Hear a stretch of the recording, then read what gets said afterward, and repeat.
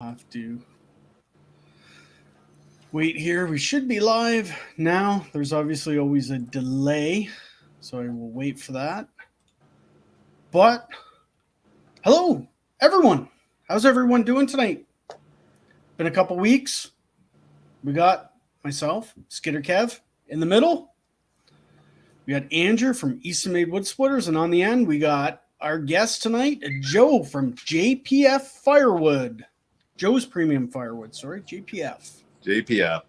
Yep. So I hope everybody is doing well tonight.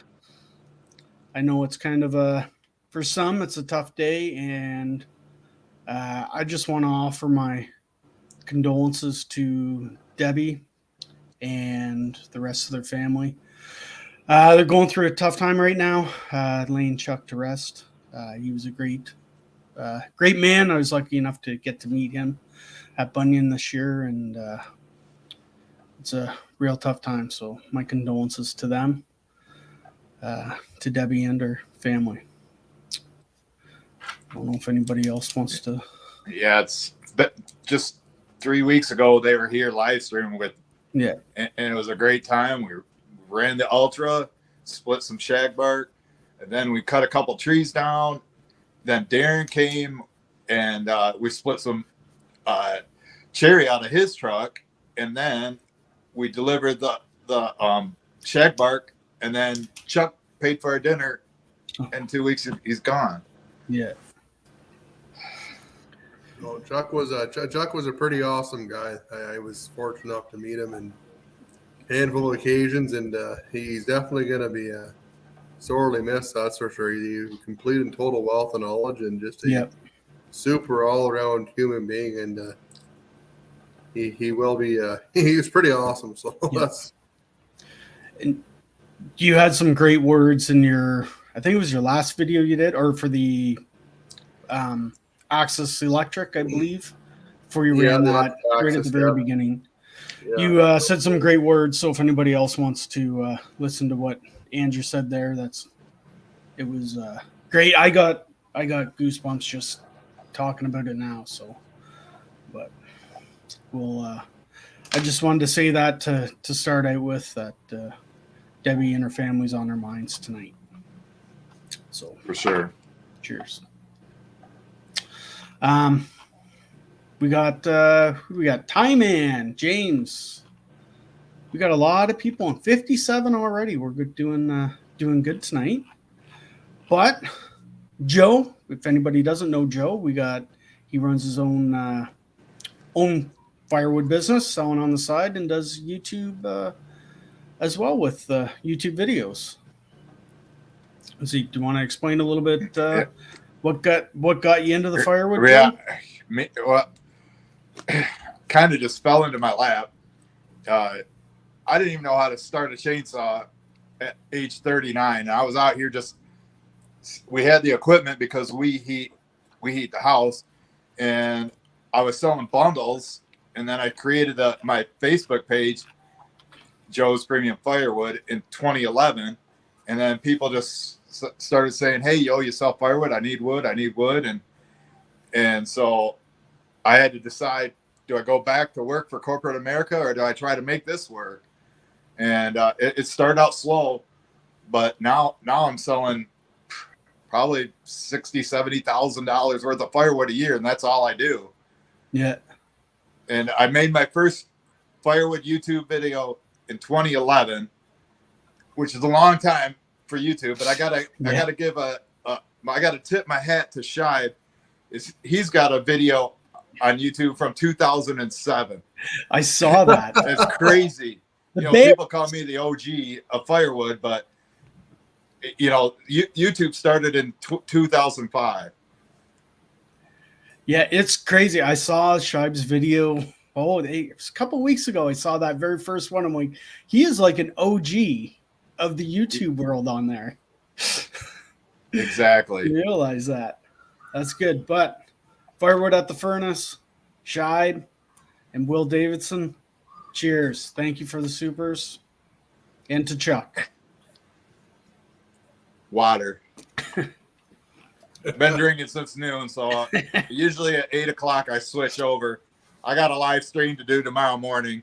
We're running the Ultra. Mike's coming up here. We're not playing games, and I don't want to be hungover like Brad and Shive a few months ago when Shive came down to Brad's for Thirsty Thursday. That was a mess the next day. I bet that was. That would have been a fun night, though. It did look fun. We got Daniel Atkins outdoor in the 608. The Moon Man. That's your guy, Joe, right? Yeah, Bill Moon. He's the one making the stickers for Chuck. Richard, we got him on. Anyway, Andrew, what do you got? We got some big news coming out of eastonmade headquarters here. Well, we got a new project we're working on right now. We're going to build an eastonmade 40C, so it's going to be a little smaller circular saw processor that's going to hopefully hit the market at a more affordable price tag than what our other ones are, and we're gonna gear it more towards doing smaller wood. We're gonna try and make it work really good in that stuff that's 6 to 12 inches. The machine will be capable of doing up to 18, but that's the window that we're gonna focus on, making it perform really well, and we're gonna try and make it a really easy, really simple machine to run. That's the other big thing that we want to try and hit the nail with that on the head with is having it be an easy machine to run. So I think it should be pretty good. And that's kind of what most people want. They want the simple is, to run, right? Nothing needs to be too complex, especially on a smaller machine.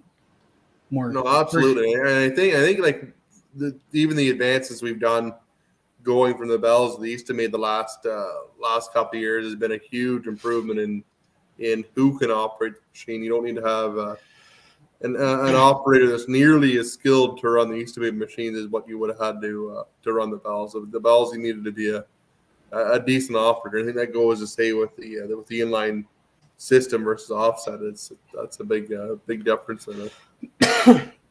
Is it going to be? You were talking about changing the slasher blade. Is that still what you're thinking, or no? It won't be a slasher blade. It'll be a circular saw blade. So instead of it being like an inserted tooth, like what you have on yours, it'll be a lot smaller kerf on it, and it'll be a replaceable tip on it. So you just take it to a saw shop and they solder new ends on it for you.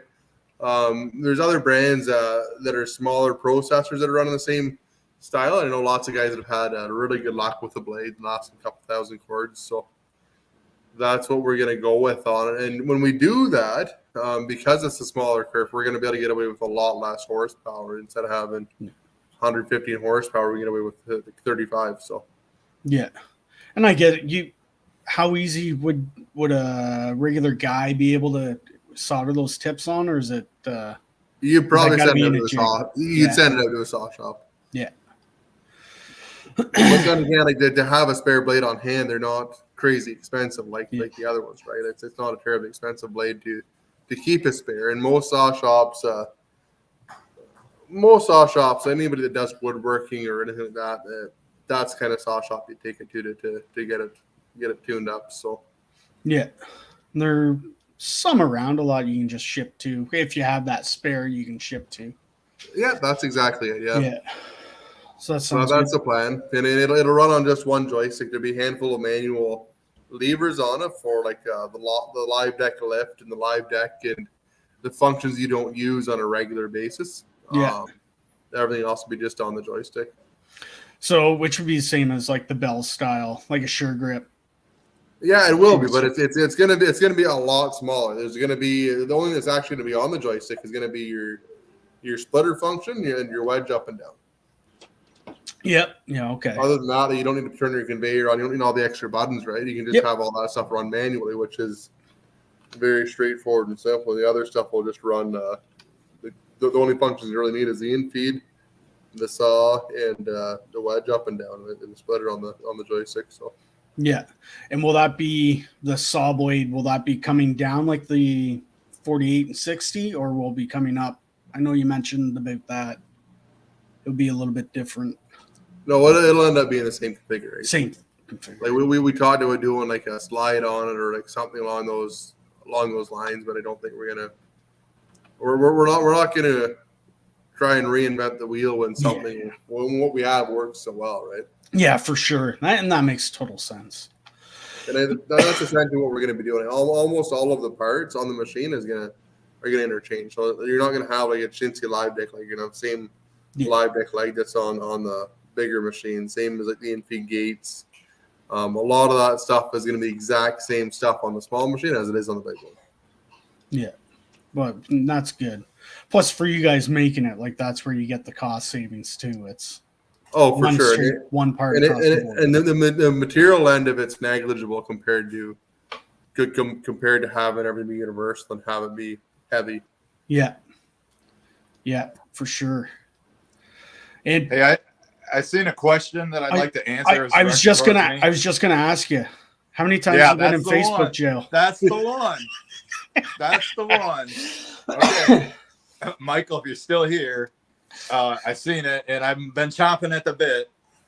But I don't know how many times I've been in Facebook jail. But for every 30-day stint, all added up over the last 12 years, it's probably about 2 years in Facebook jail. My 1 year was like 6 months. Every other month, as soon as I got out, I'd be back in. For defending myself against haters. Oh, that's crazy. That's a long time. Yeah, I bet you have been there quite a bit. Yeah. And this is, Joe mentioned this about Moon. So Chuck Memorial stickers and Iron Oak Apparel. All proceeds go to Deb and family. You can get those at Backspin Graphics. They're the ones that have been making Joe's gear. And they started making Iron Oak and Deb and Chuck's gear as well. So if you want to help them out, this is the way you can do it right here. I will I'll try to put this link in the bottom in the description so you can click on that. I'll make a note of that, and I'll get that in the description too. I should have done that earlier, and I apologize for that. Garrett Orr will be an open cab or heat and AC on the 40C. It will just be an open cab. Like it'll be like a standard basic Firewood processor, and then that's how we're going to keep the cost down on it. When you start adding the cab, the AC, the big motor, like the full electronic controls, that's where most of the cost is on. It's a lot like what we've done, what we did with the Ultra, right? Like we kind of stripped all the unnecessary components off of the splitter and just built a really good splitter, right? So it's sort of the same process that we're doing with Firewood processor. So, yeah. Question, Andrew, about short video. Do they only last 24 hours? I did my first video, got good views, but the next day, nothing. I honestly have no idea. Like Kevin, Joe might be able to help me out with that more. I don't do them. Jeremy does. So that's why they're that much more creative, because I'm not the guy that's doing them. Yeah, I've been posting some short videos lately, and almost everyone gets like 2,000 views in the first hour, and then it's nothing. Yeah.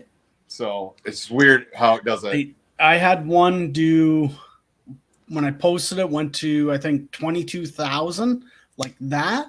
And then flatlined.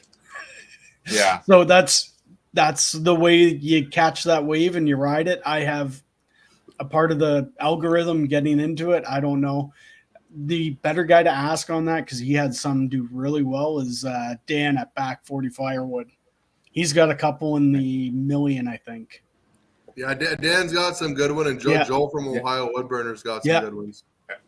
The one of me blowing up the Ultra, where I was messing around with some boiler wood, just being stupid, trying to make a video, and it got sucked in and blew up the fitting. That one on Facebook's got like 36,000 views in probably 2 weeks. It was doing really good on Facebook the other day. I seen that come up the other day, and I got a pretty good chuckle out of it. Yeah.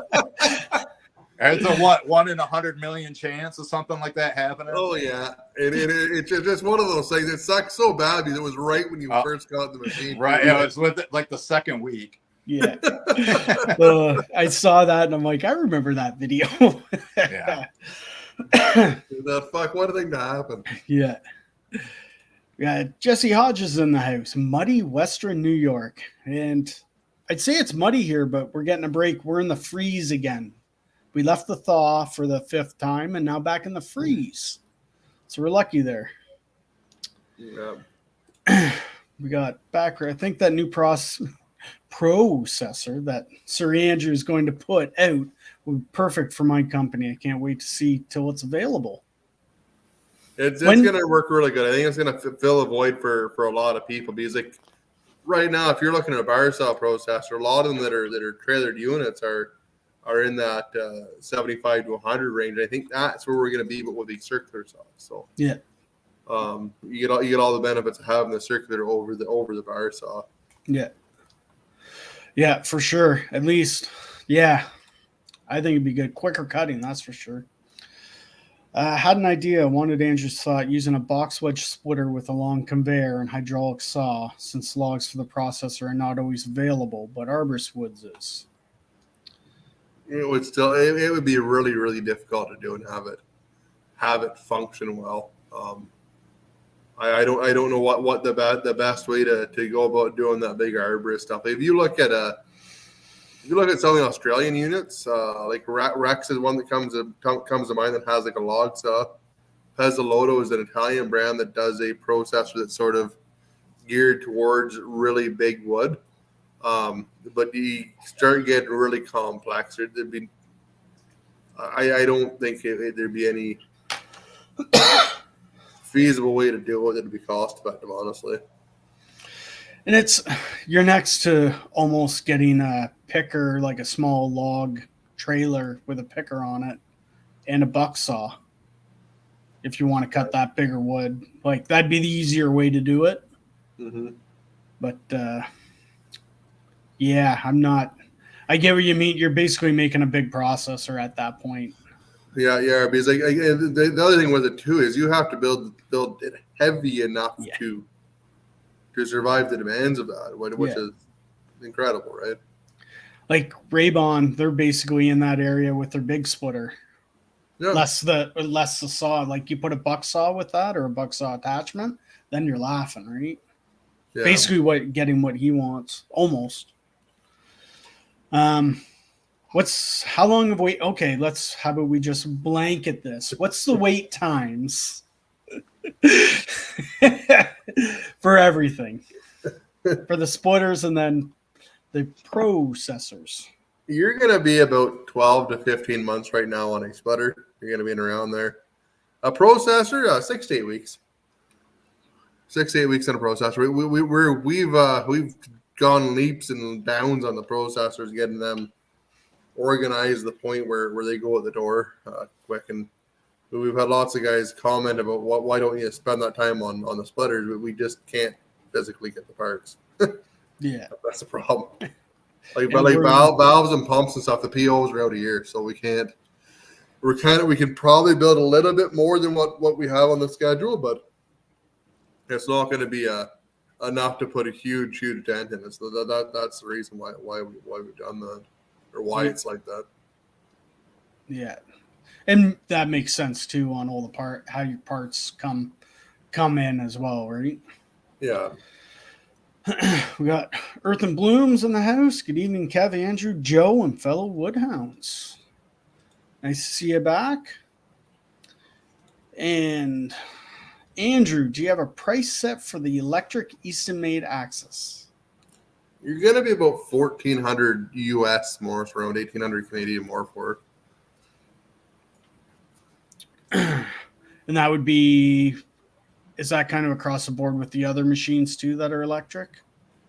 Yeah, like the 37E and the 37D. It's a little bit more money for a 37E, but our cost on is almost the exact same. It's just the extra time. If we saw 37E, I know we're gonna fuck around with it for another half a day or a day in there, right? Just to make sure everything's running right. Yeah. What on the new 40C? What do you think time for having that rolling out would be? I'm thinking towards mid-April. Mid-April. It's kind of what I'm thinking. Like it's not shouldn't be that big of a project for us. Honestly, it's essentially going to be what the machine we have, just smaller engines, smaller pumps, really. So yeah, no, hopefully that goes together good for you. We got, where did I see? There he is, Firewood at the furnace. Hey, Brad, how you doing? In the house. And saying I'm a slow learner from always going to Facebook jail. the Facebook jail, yeah. I knock on wood. I don't think I've been in Facebook jail yet, so I'm doing all right. And I see some negative comments towards you that people don't know what they're talking about, and you're very good and cordial about responding to them. Me, I cross the line and I get locked up. Joe doesn't even like tippy toe across the line. He's like just way over it. There's lots of days, Joe, where I'd rather give them your response than mine. Believe me. I get it. Yeah, I got once. It was this last year, November, Facebook jail, and I'm like, I didn't even do anything. Like I hadn't even commented on anything, and it was just, I think, some sort of glitch in Facebook because I started seeing like all these other people coming up. They're like, yeah, we got kicked out of Facebook, and no one knew why. I gotta say though, like on that note, the comments now aren't near as bad as what they were when I first started. When I first started doing splitters, like it was just everybody. It was terrible. Who's the new guy? Yeah. Jeez, we got lots of them. We got Colleens Farm Adventure. She's here. Hey guys, was listening, but had to give the husband a quick haircut. Just a number 2, buzz it all off. Where are we? Joe, can you imagine your operation without the Ultra? I mean, I did it for like 7 years, but this is like cut the time in half. And I know I don't use the 4-way as much as I should. You know, I like the pieces a certain size. You tend to get smaller pieces, unless the wood is like 8-inch to 4 or 12-inch diameter, and it hits it straight on and goes off. But I guess I can like hold it up with my hand and split the ones in half. But like I say, you almost have to have 2 people because I don't have the conveyor, and one person needs the throw and one person loads it and splits it. So, but yeah, it's been a huge help. Cut the splitting time basically in half. Yeah, I think for the product that you're trying to achieve, it was a really nice wood. The single, you're able to get those really nice pieces in it and have almost no scrap, right? So that's very little. Great for you guys. Yep. So Tim Stout, I just watched the short with Jeremy the Hugger with Rachel Postman. I'm gonna have to watch that one. I don't know what short's that, or is the one where we're talking about Jeremy the Hugger? Jeremy the Hugger. Yeah, that's funny because I came in, I was looking for something else, and when I went into the live feed, that's where it came up on that video. Oh yeah, right at that part when I was taking it out. That's pretty funny. And I forgot to tell you, I was talking to Gage, and Gage got back to me. He linked me up with his computer, so I'm gonna get some pictures of that 40C coming up. Oh fuck, right on! That's awesome. Yeah, it's pretty awesome. Let me just give me a second here, and I'll get to Gage's computer here. Where are we here? Share screen. I wasn't sure how far I got with okay, I've been kind of all over the place the last week. We're planning to get a stone maker going too, so that's kind of another project that's pretty cool. So let's see what Gage had up here. All right, here we go. Day 1 of feeding my pet seagull to gain his trust. So tasty. Give me more, please. Delicious. Oh, that's nice. Oh, shit, I'm falling. Does he always have this on? Tomorrow, buddy. I'm still hungry and I hate you. Oh. Day 2 of feeding my pet seagull to gain his trust. That's terrible. I had to.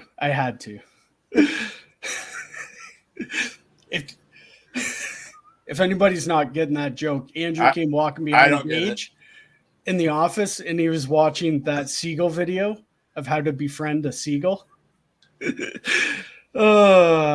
too funny. Yeah, and I think there's a series of these seagull videos that are like an hour and a half long of these seagulls, and like Gage, oh yeah, no, I've watched them all. You've watched them all. It is kind of funny though, with the 100%. This man is one of the most clever, brilliant men I've ever met in my life. So it's just yeah, it's too funny. Okay, back to business here. James couldn't believe the joystick in that first Bell's 8000 didn't look very ergonomic. I don't remember. They've come a long way. I don't even remember seeing that. How did I miss? How about we get back? Oh, come on here. What's going on here? Back to that one. There we go. More better. Had to make room for the seagull. Question for Andrew. Will the 40C have the option for attached conveyor like the larger processor? Yeah, 100%. It'll have an attached conveyor on if you need it. Yep. Yeah, that would be handy for it too. Would it be a full 16 or would it have to be a bit shorter? No, it'd be a full 16. We're kind of up in the air whether we're going to use the one for the splitter or one for the processors. Yep. Not quite sure what way we're going to go with it. Either one of them, I'm sure it'll work fine. Yeah. The biggest thing is being able to keep up with the speed of the splitter on. We're hoping the splitter is going to cycle in about 3 seconds. So. Oh wow, that's gonna be quick.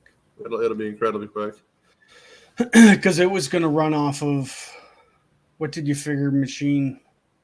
It'll run off the same set of pumps as the 24 and 3070, but it'll have the same cylinder as the 2040 because we don't need to have like an 8-way wedge on it, right? We need to have a 6-way will work fine for most of the stuff that's right. Yeah, for sure. Oh boy. Now the seagull got me lost my space here. Damn seagull. Here, Joe. Wish I had a video of Mike flipping the Ultra. Yeah. Because what happened there? But it got it to the saw surgeon faster than it. I've been waiting for an oil change for like 3 months. As soon as that happened, he was right on it and got it back to me in like 2 weeks. And he's had the Husky ever since, and that was 3 months ago. You here, Ted? Yeah, I haven't seen Ted yet. He should be around. He'll be here. So, Ultra has a 4 seconds. What's the cycle time on the Ultra? It's 4 seconds. 4 seconds. Yeah. There you go, Johnny. 4 seconds.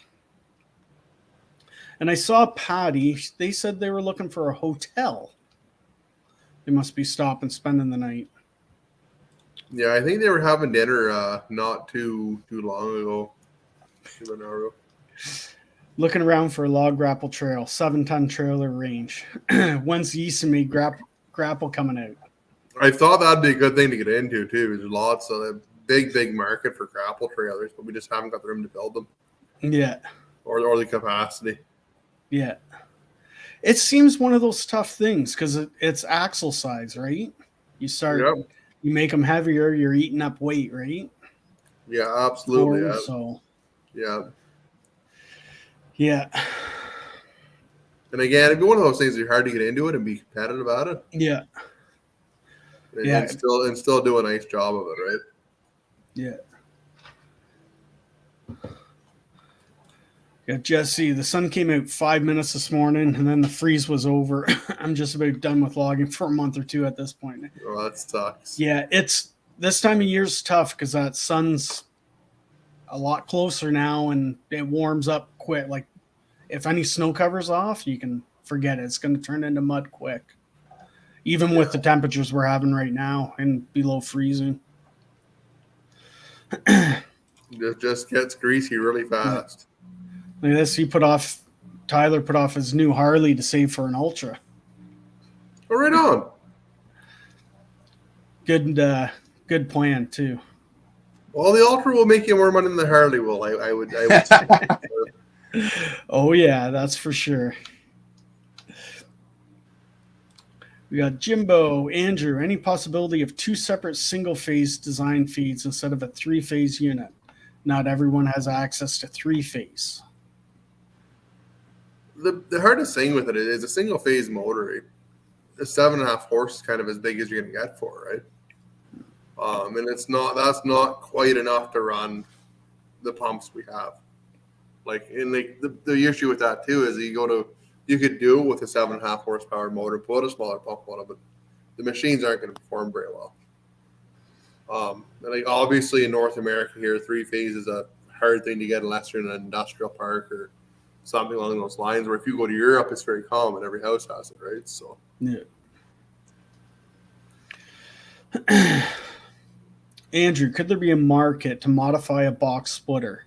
There's a lot out there. Maybe I have to hire someone. There probably would be, but for what we'd have to charge the parts to do it, you'd probably buy a box splitter, honestly. So it wouldn't make sense for us to do it. Maybe one of the companies that do a really high volume of stuff like that, it might make sense, but for us it wouldn't. Yeah. Richard, I like Joe because there's no gray area. You know exactly what's on his mind. I don't hold back. I've been told I'm brutally honest. Tim, Andrew's even drinking an Ultra. I am tonight. I've got to watch my waistline. It was either that or a White Claw. Yeah, and I'm not taking on a White Claw. That one I tried here the one night, I'm not doing another one of them. That's not a delicious beverage. I don't know why you'd want to drink one of those.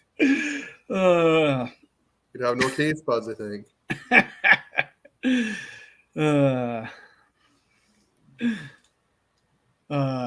No sniffing zone. No sniffing zone.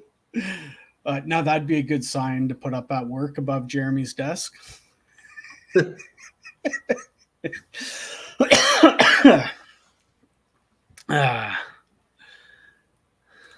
Got a question for Andrew. What's the cost of new access with the conveyor? Honestly, I couldn't tell you off the top of my head.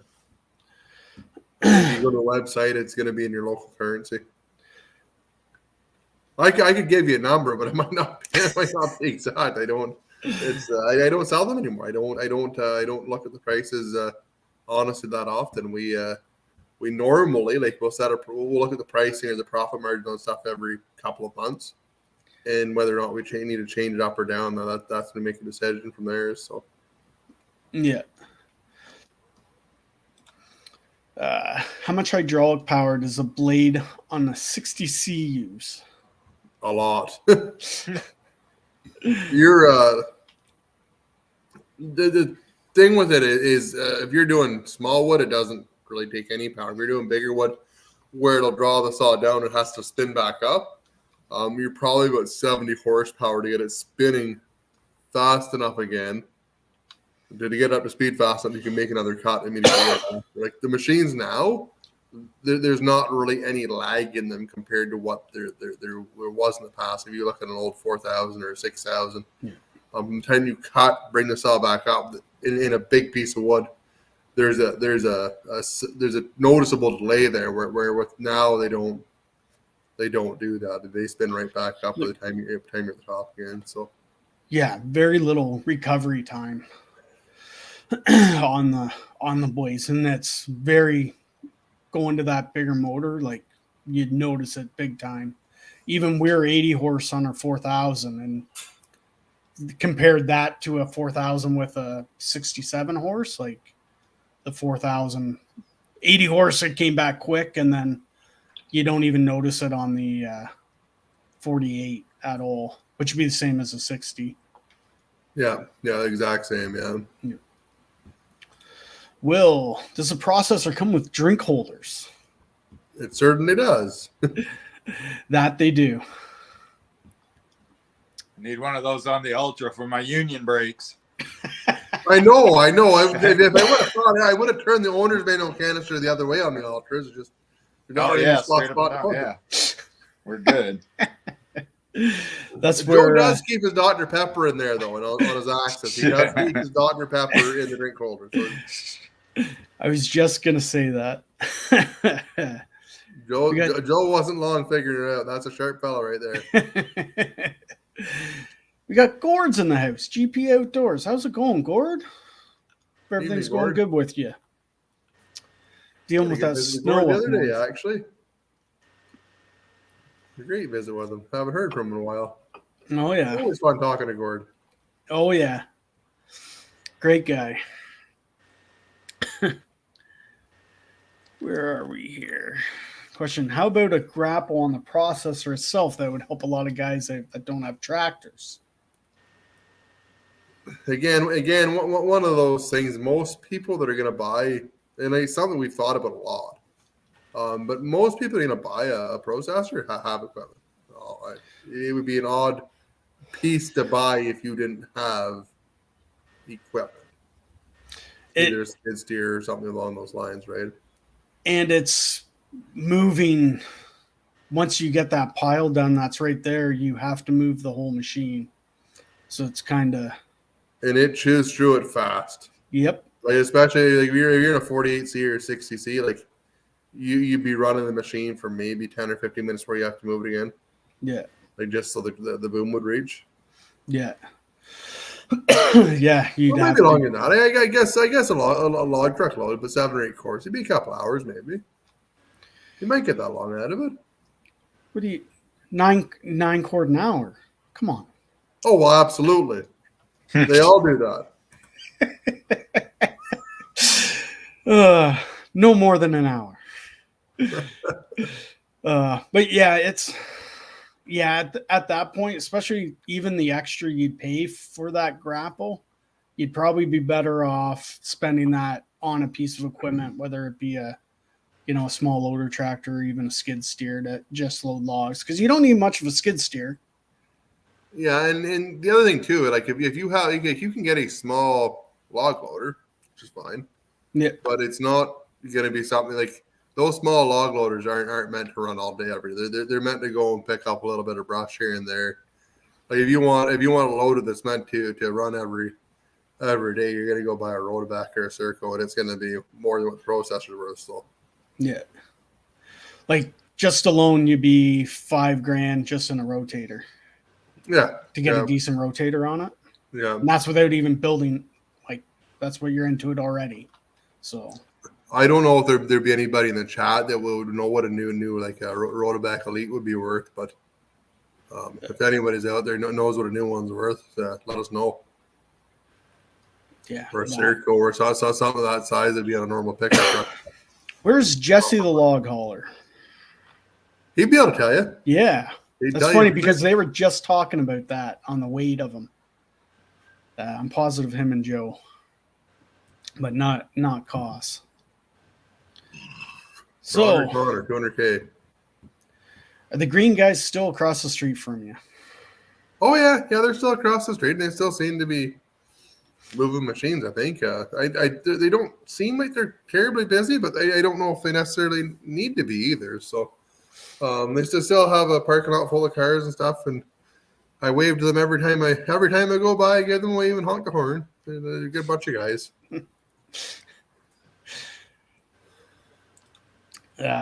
Andrew, the deposit's still $1,000 per machine to place an order. No, they haven't ever been 1,000. Splitters were 500 to place an order, and then processors were 2,000 to place an order. The processor now 10%. Order processor, 10% of one now. So, how do you take those deposits? I saw a question or a guy said his check got lost. UPS I've seen that lost too. That. So I wasn't wasn't sure. It was lost by UPS in Canada. Yeah. I wonder when it was lost. So I wonder if it was like just over the weekend or something, or I don't know. Yeah. So I don't. Normally we take them in a check or a wire transfer. Like normally, like you can walk into your bank and the time you get a certified check, you'd have a wire transfer done more often than not, right? So yeah, I wasn't sure if you took like credit card or not. We could, but we wouldn't do it for something of that size, that 20,000. Well, I guess we could, but we charge you 3% on it, whatever the assessing fee is on it. Yeah. I wasn't sure if it was a deposit. Just a deposit? Just the deposit, yeah. Yeah. Well, hopefully, if I can't remember the name, excuse me, if the guy was listening, if he's here, that gives you, hopefully help you out. You can wire transfer it to him too. But Shibe, Splitter's faster than he can stack. Oh yeah. Your favorite job, Shibe. Yeah, I was watching him, that box wedge work. It's like you just sit there in a daze watching that thing go. Oh, if you get in that really nice oak like what Shive's been into the last little bit, it makes wood really nice. The only time you run into an issue is if it's like a little bit punky on the outside, like some of them were, or if you don't cut them square with a saw. That's kind of your biggest issue with them, right? So. Yeah. Be willing. A VFD can be used to power 3-phase equipment off single-phase power. Yep. Yeah, you can do that. Like my entire shop out back here at the house, before I moved to town, was all the plasma table, the press brake, all that stuff was all run off a rotophase. They can be tough to get though, are they not? No, not too I thought bad. they were having trouble getting them. But... No, not too bad. They are very they're very take a lot of power to run. Like if you want to run a 10 horsepower motor, you'd have to have a 15 horsepower VFD or rotophase. My niece is calling. Answer the phone. Always calls late at night. Thought it was somebody calling for firewood. Yeah. Patty says, Jeff says White Claw or pickled deer heart. What's your pick, Andrew? Well, I lost this here. Give me a second. Probably the White Claw. Now, now that we have Patty up here, I just have to tell you, Joe, that Patty is absolutely in love with you. She's very nice. She's always praying for me. I'm going through my health issues. I've seen a few questions about that. I know eventually you're going to pull that up, but she's been a big supporter of me. Yeah, no, she's pretty fond of you anyways. So she's probably all red faced now. Hey, I'm jealous. I'm jealous of Jeffrey's food. Yeah, oh my God, he's not man cook, awesome. He does a good job of it. Oh yeah, He makes some beautiful meals there. We're always sending pictures of food back, whatever we got on the smoker, but yeah, his pictures of his meals just blow mine away. Oh, he can eat really good cook. Yeah. And right after that one, Joe, overall, how is your health and how's your mom doing? Well, my health, wow. Ever since the tick got me last year and I hurt my knee, it's been going downhill. I took antibiotics for the Lyme disease, and now I can lay down and breathe because that's the reason I went to the emergency room. I don't go to the hospital or doctor or whatever unless I'm on my deathbed. Not being able to breathe is considered on my deathbed. I went like 30 years without going to the doctor while I had health insurance. So right now I feel pretty good, but a little bit later, usually at night, I'm in the most pain in my legs. My arms are numb. It's just, and the worst thing now is I'm like really fatigued. I can't lift up any logs more than like 50 pounds. I've lost probably, I don't know, 50 pounds, and over half of it's probably muscle. I've lost all my old man strength, and I don't see a doctor until March 14th to go over the last MRI I had. But I'm leaning back that it's part of the Lyme disease and diabetes that I have that's causing all this. So hopefully they can figure it out, because I'm getting to the point where I got to pay Mike to do everything. And I can't make money that way. I got to do some of the work, at least the deliveries. And like, I loaded a truckload a day and I was like totally out of gas, which that's one of the easiest jobs. So, and mom's doing great. That's good to hear. That Lyme disease is such, man, it's a scary thing, and it bothers me, you know, working in the woods. It bothers me too.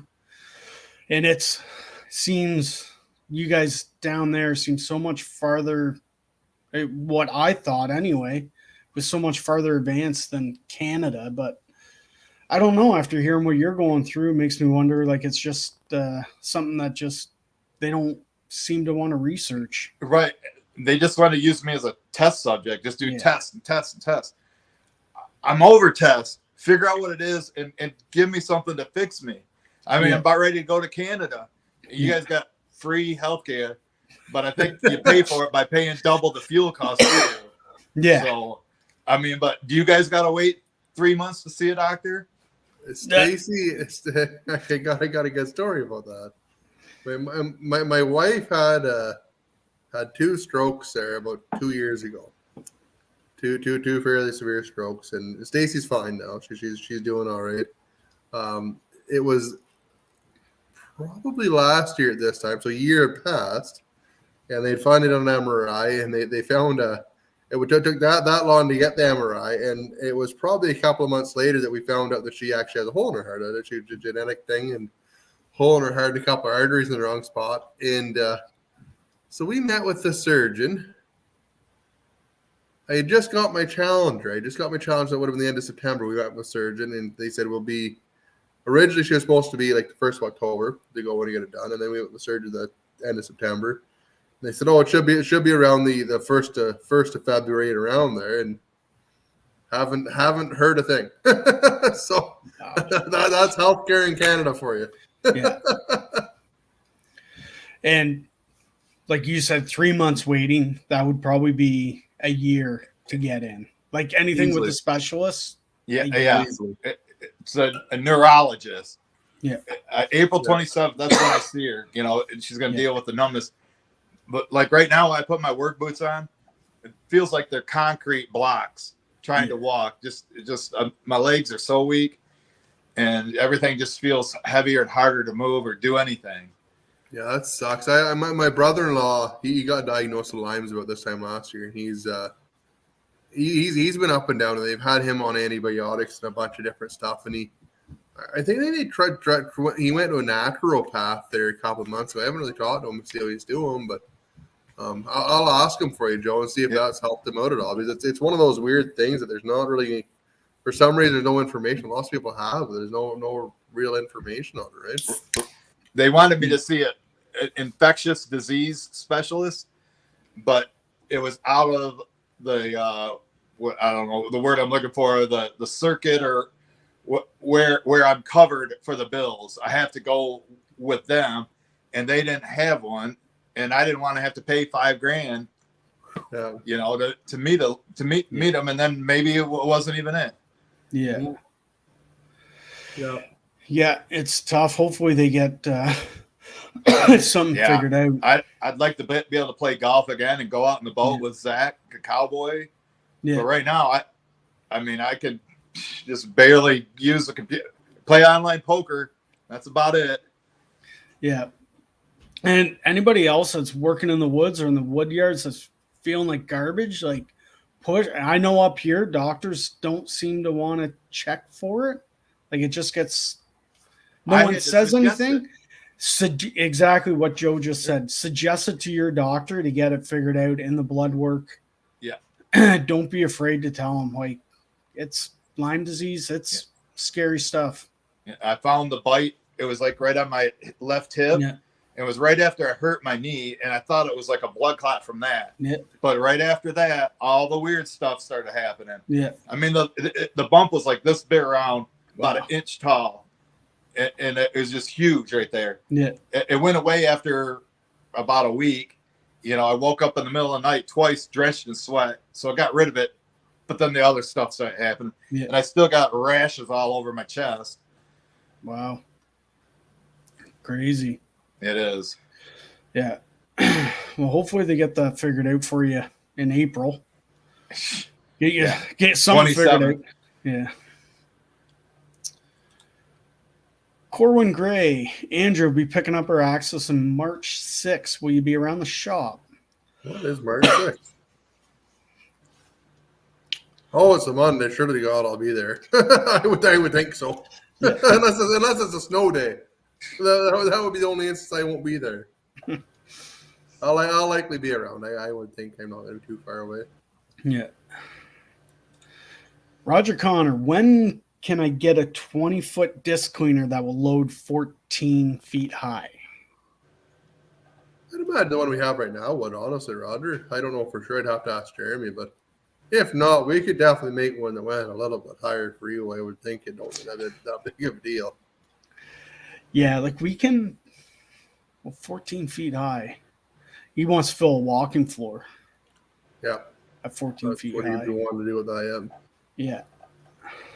I don't think it'd be any issue at all with that. The biggest thing is you probably have to have another hopper conveyor or something of the sort. But I'm sure Roger has lots of conveyors and stuff around there too. So I'd imagine we'd be able to make that work in some way or the other. The hardest thing with it being that high is having the height to dump in. But I'd imagine I think he has a couple of good sized wheel loaders and stuff to work with too. So yeah.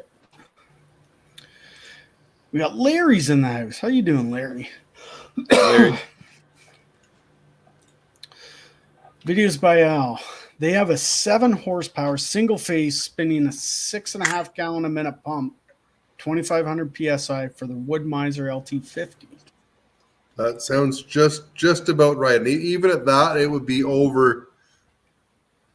It would be overloaded a little wee bit at 2,500. Like it's going to be using all of it. Like if you had you're probably going to need actually about 9 or 10 horsepower to run that effectively without overloading the motor.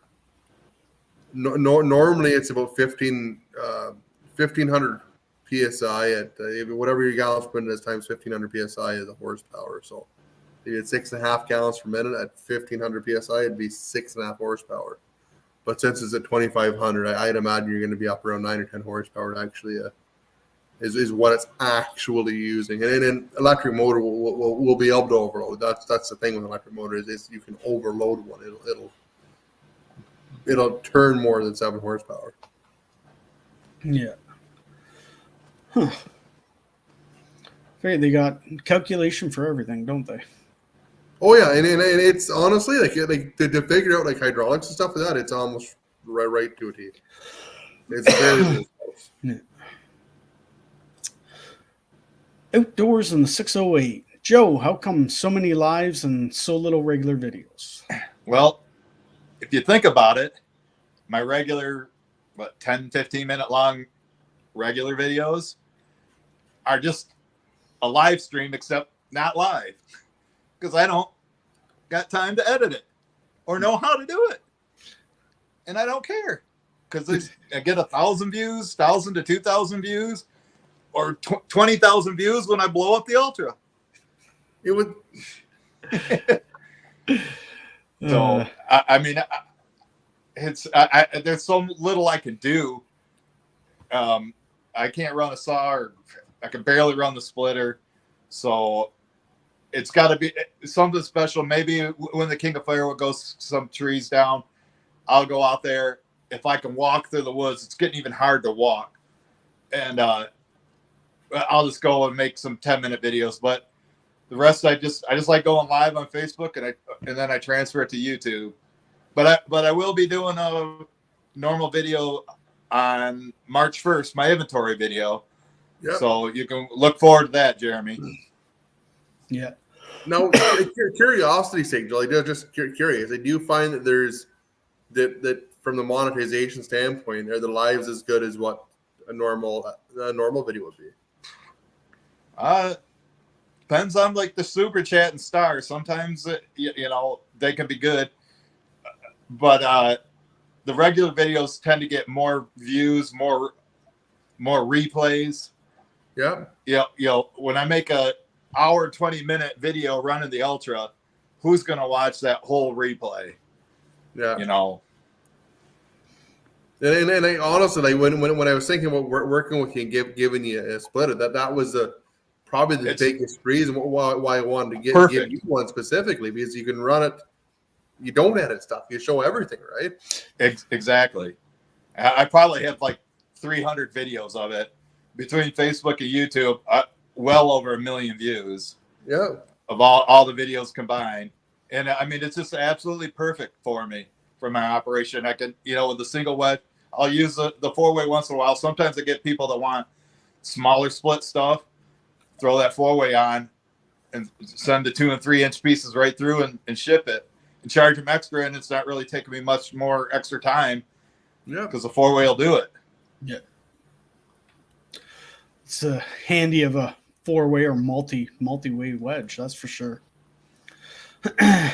So Dan from Buckham Firewood, how do you get the logs to a grapple if you're with just a grapple on a processor? Well, Piercy, what do you got for a delivery truck now, Joe? I got a 2000 Chevy Silverado, basically the same as my other truck, but it's like 7 years newer. Just went over 194,000 miles on it, and I absolutely love it. Bill's got it wrapped, looks great. And tomorrow will be in my live stream. If you ever watch it, Joe's Firewood videos, that's my channel. Well, actually, I'll be live on Facebook too. Bill's gonna restream it for me. And Mike's coming here. I set him up to the tree job today, and we're gonna split into my new truck.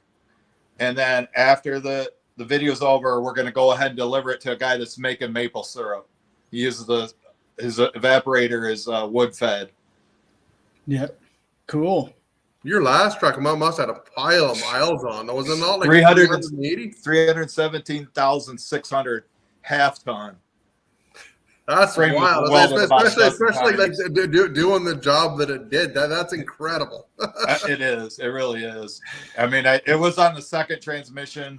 I had 3 power steering pumps put in it, 2 alternators, radio. Like every single support part had been replaced at least once. But it's better than a truck payment. Oh, 100%. It works. It works, right? Yep. Yeah. Yeah. That's right. We got Rodney's in the house. Firewood Rodney's here. And this gets asked a lot about other stuff getting into the business, Andrew. Would you ever think about getting into wood chippers? I've definitely thought about it. It's crossed my mind, but it's one of those things that I don't think I could bring a lot of value to it. Like I could build a wood chipper painted orange and blue, no problem at all. But like there's so many good brands of the Vermeer brand. Like, there's so many good brands that are building chippers that I don't think I necessarily need to be in there. I don't know if I could add a lot of value to that market. And same with sawmill. Sawmills are the same. Yeah, it's tough when there's those big name brands and you're coming out with a brand new build joining the market. So Shibe said whole log trailer tow behind a side-by-side or tractor is around $25,000. And then Earth and Bloom tow behind a truck $40,000 to $60,000. And Buckham Firewood, a Circo 8500 new is $55,000 US last year. So you're at that price. You're better off just to buy a skid steer. You can buy a decent skid steer for that money. Yeah. And that's the size of a loader that you would need to have on a processor to run it. You couldn't put, I'm sure you could put a chintzy little thing on there, but it'd be all right for somebody that was just doing a little bit of dicking around, but not for something it's industrial grade like what we build. So yeah, it's You wouldn't, if you have the smaller ones on, you wouldn't have the reach. You wouldn't have the reach, like they're just the pins and stuff like that. Like they're just not. And I know lots of guys had great luck with them, and like again, they're great for picking up brush and smaller tree service stuff in shorter pieces. But if you're doing like big 16-foot, 20-foot stuff all day, that's not the ticket. Yeah. Well, Joe, you're getting some hate. Uh-oh. I know it's in there, but I did see Chris in the Woodyard's here. Hi, Chris. The landline. Oh. We still have a landline. Yeah, we still have a landline. You know what'd be even cooler though, Joe, is if you actually saw the rotary phone. We do have one. Awesome. My mom's bedroom. And guess That's what? great. Yes, it still works. Give her a high five for me. That's awesome, man. That is, you are right though. The power goes out. You need an old school phone would still work. Oh, I if I were you, I would never ever get rid of that ever. No. I'm pretty sure my mom still has one at home, old rotary one too. And it's funny because like me, I've never ever had a landline ever. Wow. Yeah, I was gonna try to get my niece, who's 20, to try to make phone calls with it. She couldn't figure it out. That back when you had to remember everybody's number.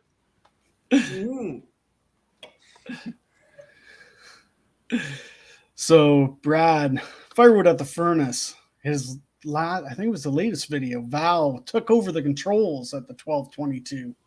She was doing great. Val was doing fantastic. It was great to see everybody working together. Yeah, that really sped everything up for him for sure. This cough, I can't get rid of this friggin' cough. Drive me nuts. We had an awful dose of it go to the shop in February. It was everybody was sick. Big guy still sounds terrible. He's been like 3 weeks like that. What? Like I got it and then started going away and then back again. I'm like, holy cow. Just won't go away. We got Ted's in the house. How is it going, Ted? Hey, Ted. Thanks for coming out, Ted. My pal Pa, Stump Jumper Videos. How's it going, Pa? We're just talking about you. Maybe coming down and seeing you in April.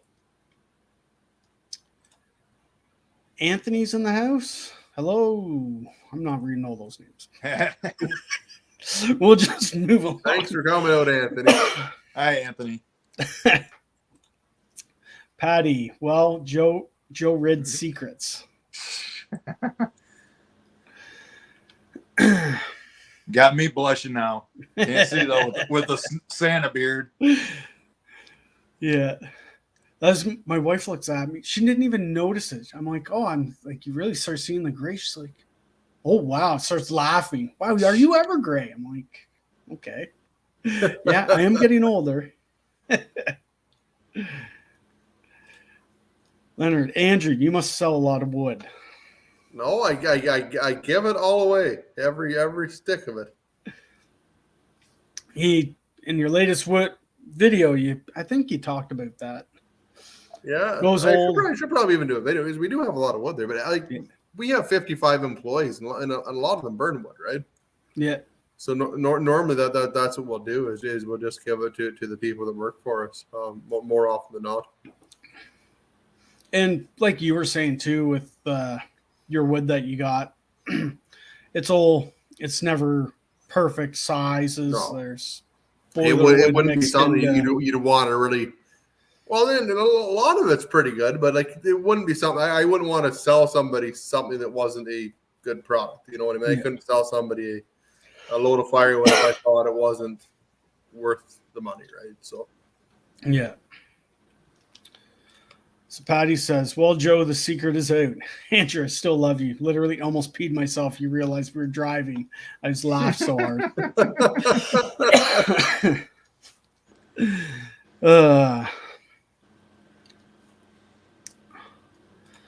James is saying diesel like that. James says diesel's really dropped in costs. I haven't seen it come down that much. Maybe I'm wrong here. I haven't even paid much attention to it. I go to the pump and I fill the truck up and I cry my way out a wee bit and I'm back in the go again.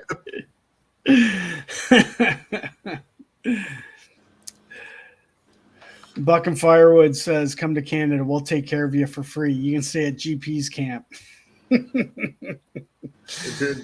Gordon's got a beautiful spot there. It is absolutely a beautiful Gordon spot up there. And he's got good neighbors too. Yeah. Sam with Sandy's here too. Hi, Kev, Andrew, and Joe. Sandy Hope you're all doing well. Great to see you. Sandy. So many friendly faces. He's got I think it's a Wallenstein log trailer that he was loading a sawmill with. Just saw. Yeah, that. I seen that in the last video. I never got a chance to check it out, but he did have a small log trailer he was working with there. Yeah. Yeah. Still trying to figure out and I don't blame him being careful on those loading logs underneath the. That would be tricky, especially with like a loader you weren't used to or a piece of equipment you weren't used to. Oh yeah. That definitely make you pucker, I would think. Patty says, Andrew, you'll love the deer heart. I'm not trying it. That's one thing that shouldn't be pickled. A deer heart's good. I like deer heart, but that's one thing that shouldn't be pickled, Patty. Not a chance. Richard says, regular gas, $2.99 a gallon. Oh, I'd have to figure ours out. $3.29 here. Wow. You guys, it's probably around about $1.33 a liter, is it, Kev? Around there, I think we were $1.40, I thought, but you may be cheaper up there. Is it 4 liters in a gallon? Yeah, 3.78. Okay. Stump. Kev's beer's getting a bit gray. Yes, I know, Stump. I know. It works out to about $4 a gallon. Yeah, is what we pay for it. Well, I thought it was more. So, Brad, I'm just trying to catch up with your beard. So, give me a few more weeks. Good luck at that. Getting close. Oh yeah. You're gonna have to put some remedy or something on that. I'm gonna need some just for men to get the gray out of it, but. You get it the size of Brad's. You'll need a lot of just for men. That's a beautiful beard that guy's got. Oh yes, it's cute. It is. Justin, try Rochester, Minnesota, University of Minnesota. Have had several family members get it and referred to them. That's about the talking about Lyme disease. Yeah, Joe. Okay. So that might be worth checking out. I know there's another, I don't know if you've heard of him, One Lonely Farmer. He's another YouTuber, and he's got Lyme disease. And he says he has these flare-ups every once in a while, and they give him medication. I don't know what it is, if it's just antibiotics, but it knocks it down within a week, and he's good to go. Okay. That's kind of all I know about that. Yeah, you know, when Chuck was here, I was kind of going over the symptoms with him, with like the rash that I'd have. He was thinking it could be shingles. I don't know. It doesn't itch, and usually it's like big scabs, right, on the outside.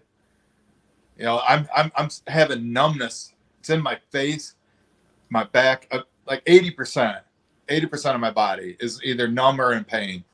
Yeah. Huh. Yeah, it's fun. Yeah. It's funny. He said Minnesota. Dad's been at the Mayo Clinic in Minnesota. He went there years ago, and what was taking them, like, I don't know, he was probably a year here screwing around with it. They told him in a day down there. They're like, this and this what's going on, and that's what happened. And he was like a day or two. He was like no time at all. He said it was amazing. Wow. It cost him a fortune, but didn't have any health insurance for down there. But he got his answer pretty quick. Wow. I'm willing to try anything. Yeah. Well, you get to that point. Yeah. I mean, acupuncture. I mean, my brother he signed me up for this like church outing, and I'm like, what are they gonna do, a healing there? He goes, yeah, they'll heal you. And I'm like, I can't ride in a church bus 12 hours to Kansas City to do this right now. It's just, I can't travel. Yeah. Leonard, my back hurts. Couldn't get I think that's supposed to be MRN. Doctor told me to go to Buffalo. You must be Canadian then. Yeah. Our MRI, yeah, they're backed up. I was lucky. I needed one. Oh, it's probably 6 years ago I got one. And I went to Guelph, and they got me in fairly quick. Like I was in within 3 months at least. But seeing Kent, that rash on the chest sounds like long COVID. It could be. I've had it twice. You had it really bad the one time too, did you not? The Joe? first time, yeah, 12 days of living hell. Yeah, not but at least I knew I was going to recover from it. It started getting better. It took a few months.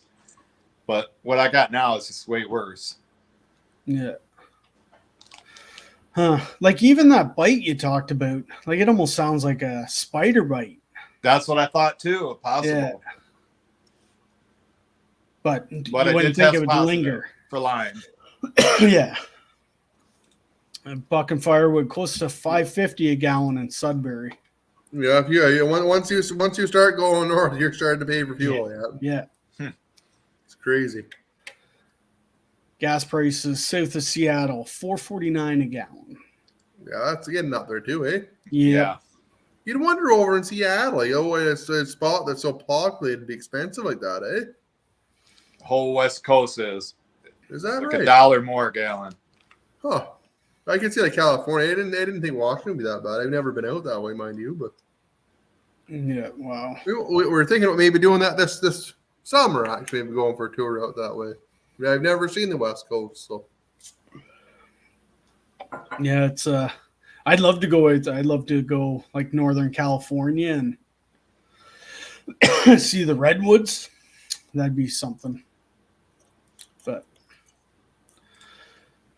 Joe, how do I get one of your labels? Well, the Moon Man is in the chat. He's my merchandise guy, and his website is backspingraphics.com. And you can order anything, any JPF merchandise you want from it. Put up that link, Bill. Yeah, if somebody can put up that link again. And Pete's in the house. There it too, is, I see that. Put that link back up. He will also have the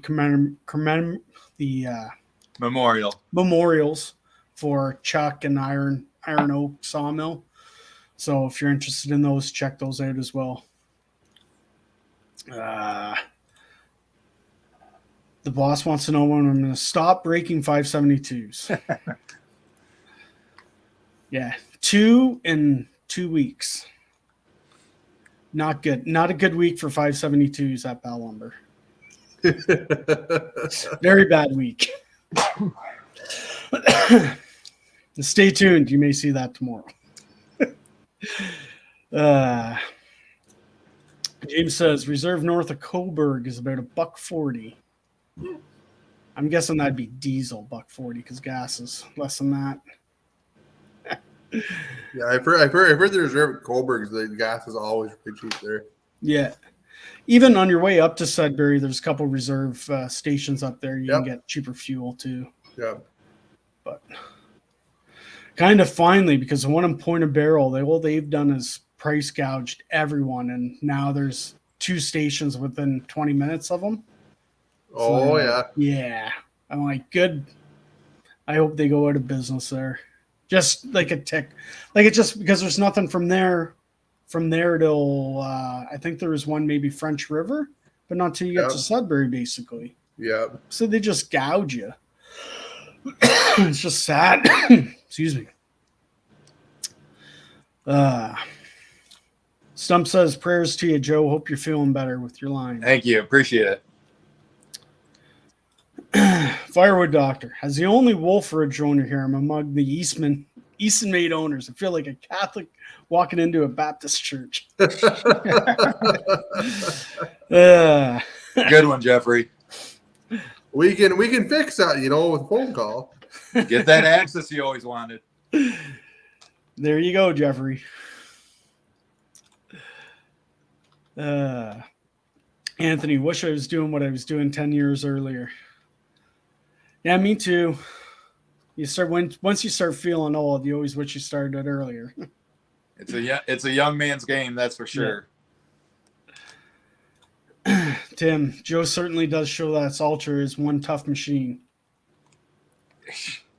And he's right, though. It goes to show, like Andrew said, he gave it. He sent it to me to, put it through the ringer. We wanted to make sure it was well tested. Yeah.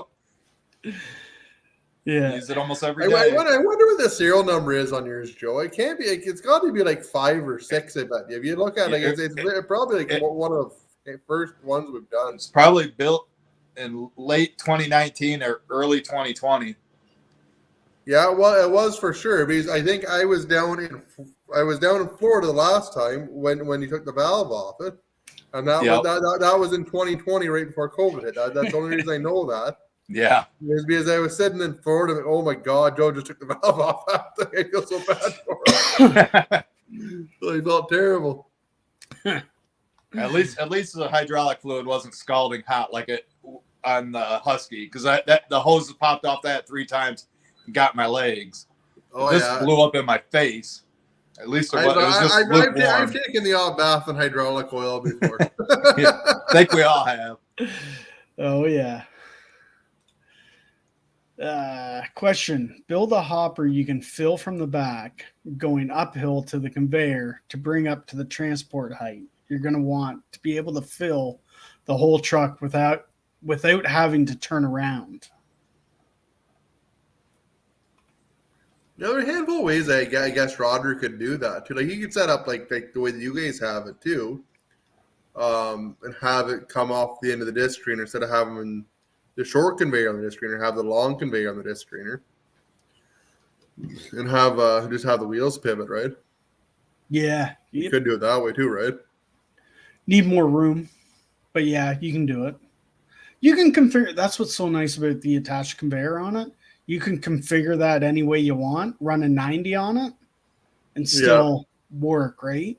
Yeah, that's even exactly it. That's what we like about it, because now we can basically, you're in a confined spot. You can really make it compact.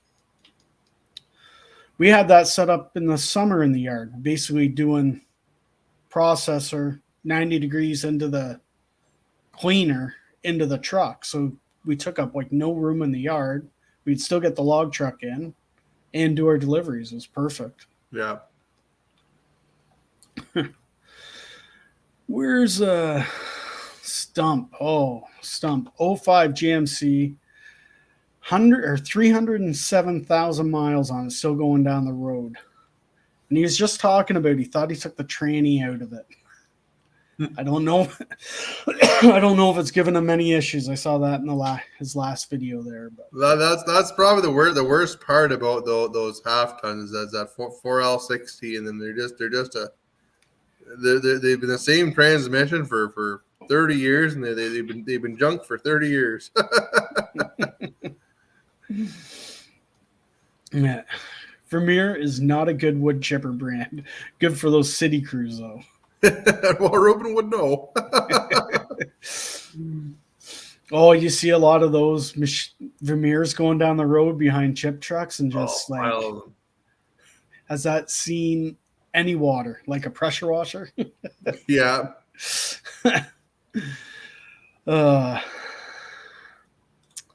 James says the one sawmill Sandy got was 25 to 30,000 range.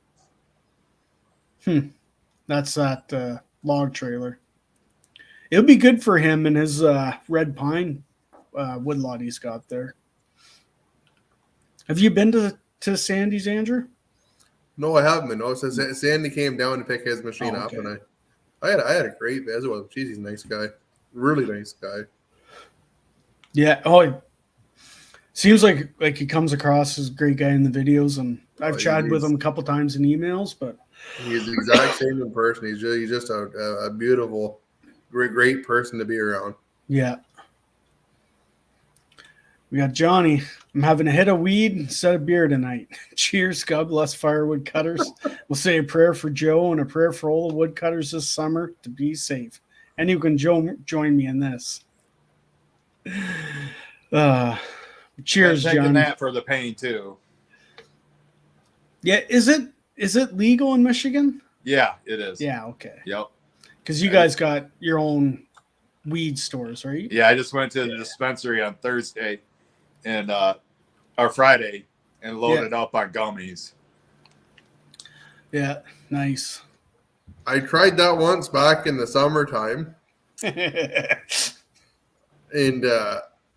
it was the next morning. I was on hole 16 before I figured out where my arms were. Never again. Yeah, I've had them kick my butt before too. If you're trying a gummy, don't plan anything that night. I'll Or the next day. to the beer. Yeah. They can really knock you on your The butt. guys thought it was hilarious, though.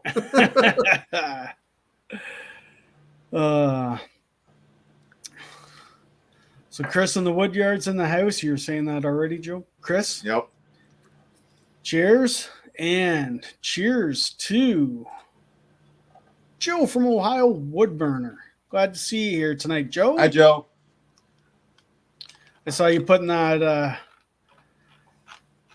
log hauler Jesse was really putting the axis through its paces there with that big oak. Did you see that one, Andrew?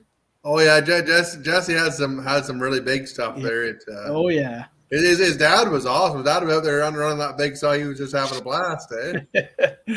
Oh yeah.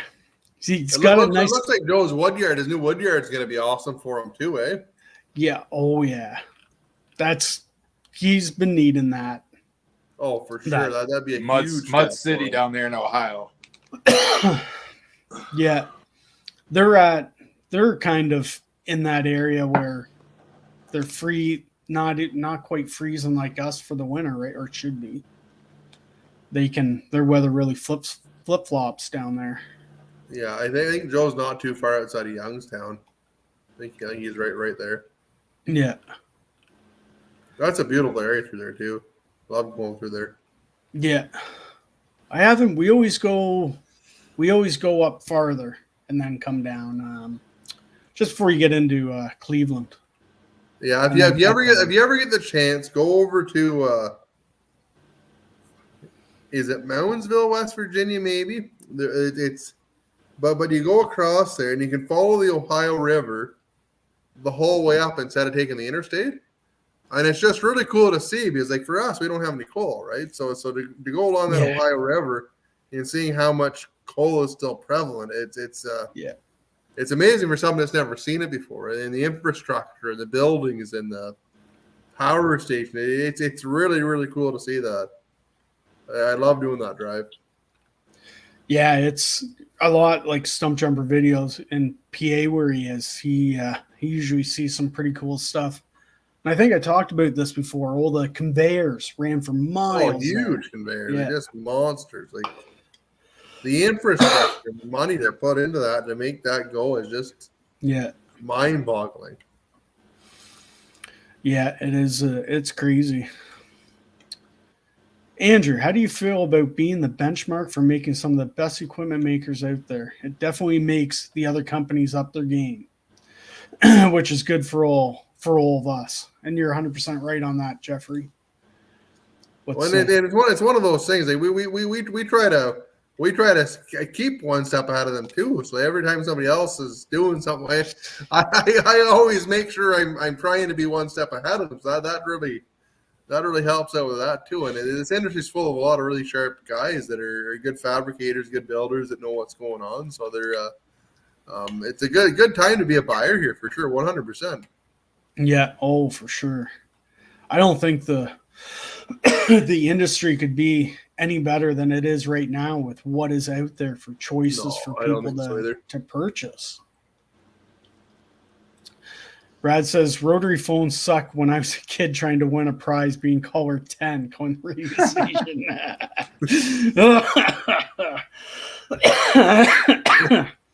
No redial there. Yeah. And for those asking, backspingraphics.com. They're the ones with the all your stickers, Joe's stuff, and he makes it for other people too. Yeah. If you want him to make something for your business. He's did 4 people, including Chuck and Deb, then Outdoors in the 608, Jeremiah, Larry Cluck Outdoors, and then Larry and Robin Hoddle, and they're all over the country. Yeah. It's not, the shipping's not too bad. He's got it dialed down where it's reasonable, and he does really good work. Yeah. So Chris says, hey, Andrew, got to run in video Ed's 48C. Very nice setup. Yeah, I heard that a couple of weeks ago. I wonder when that one's coming up. I've been looking forward to that one.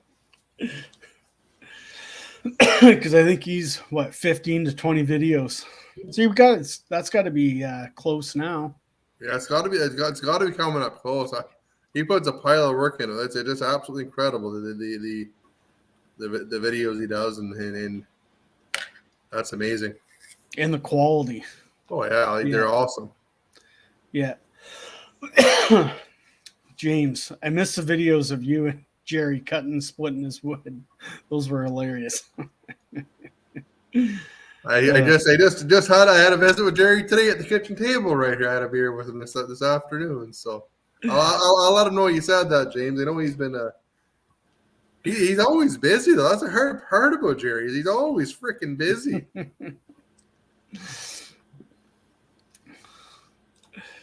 Firewood Doctor, missed the beginning. What are the stats on the new Easton-made Firewood processor?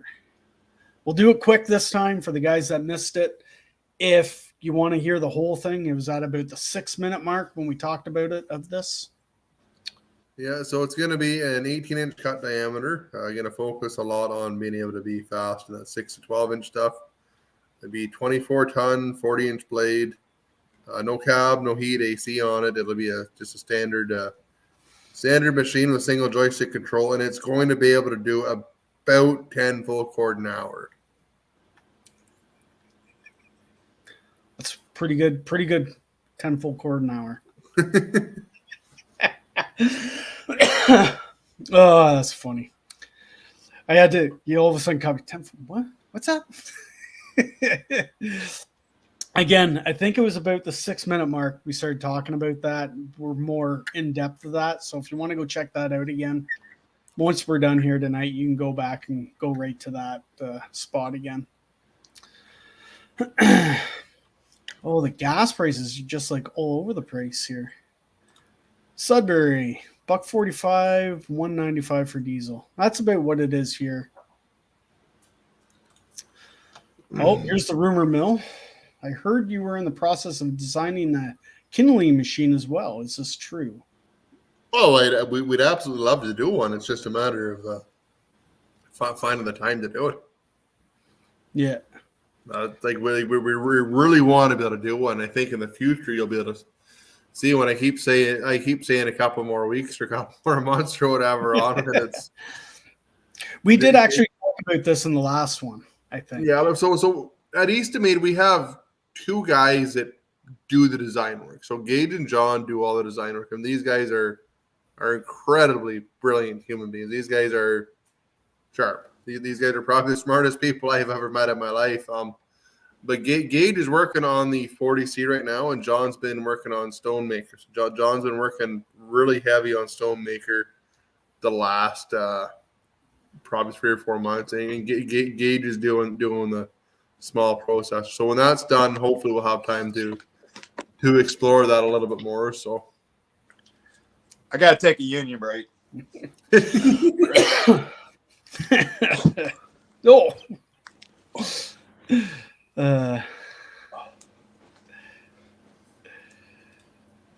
What's this? I better wait for Joe to get back for that one.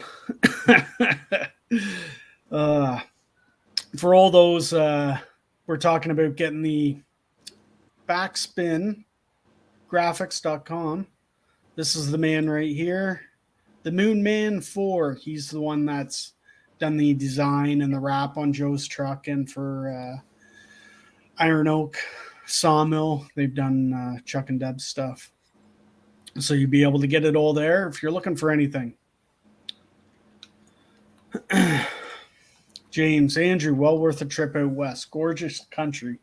Vancouver Island is also amazing.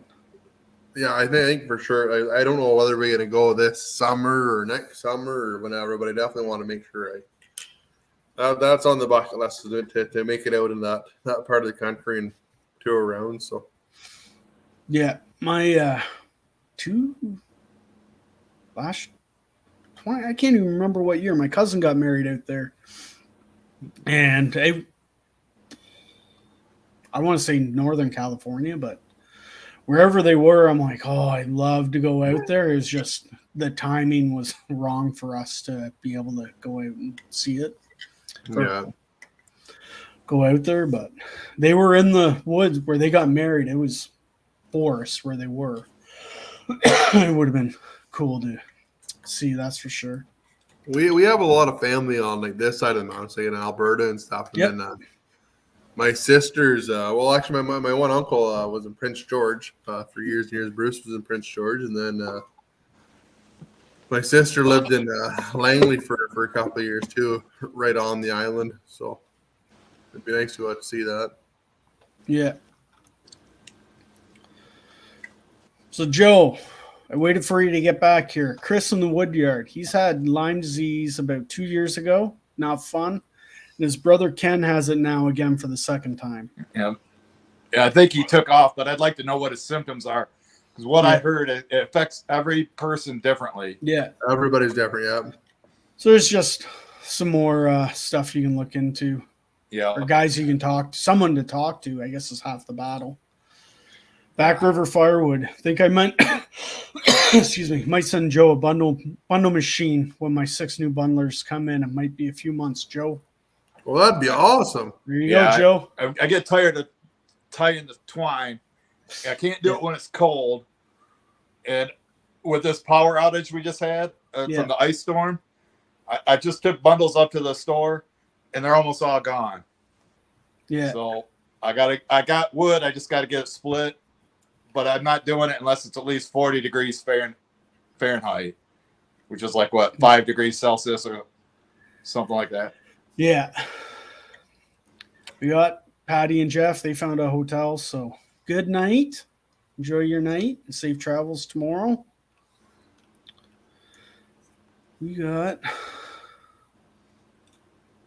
Rodney. Andrew's still wanting an Axis. Will the wait time ever come down? Your favorite question. right now, the best time to order an eastonmade wood splitter was yesterday.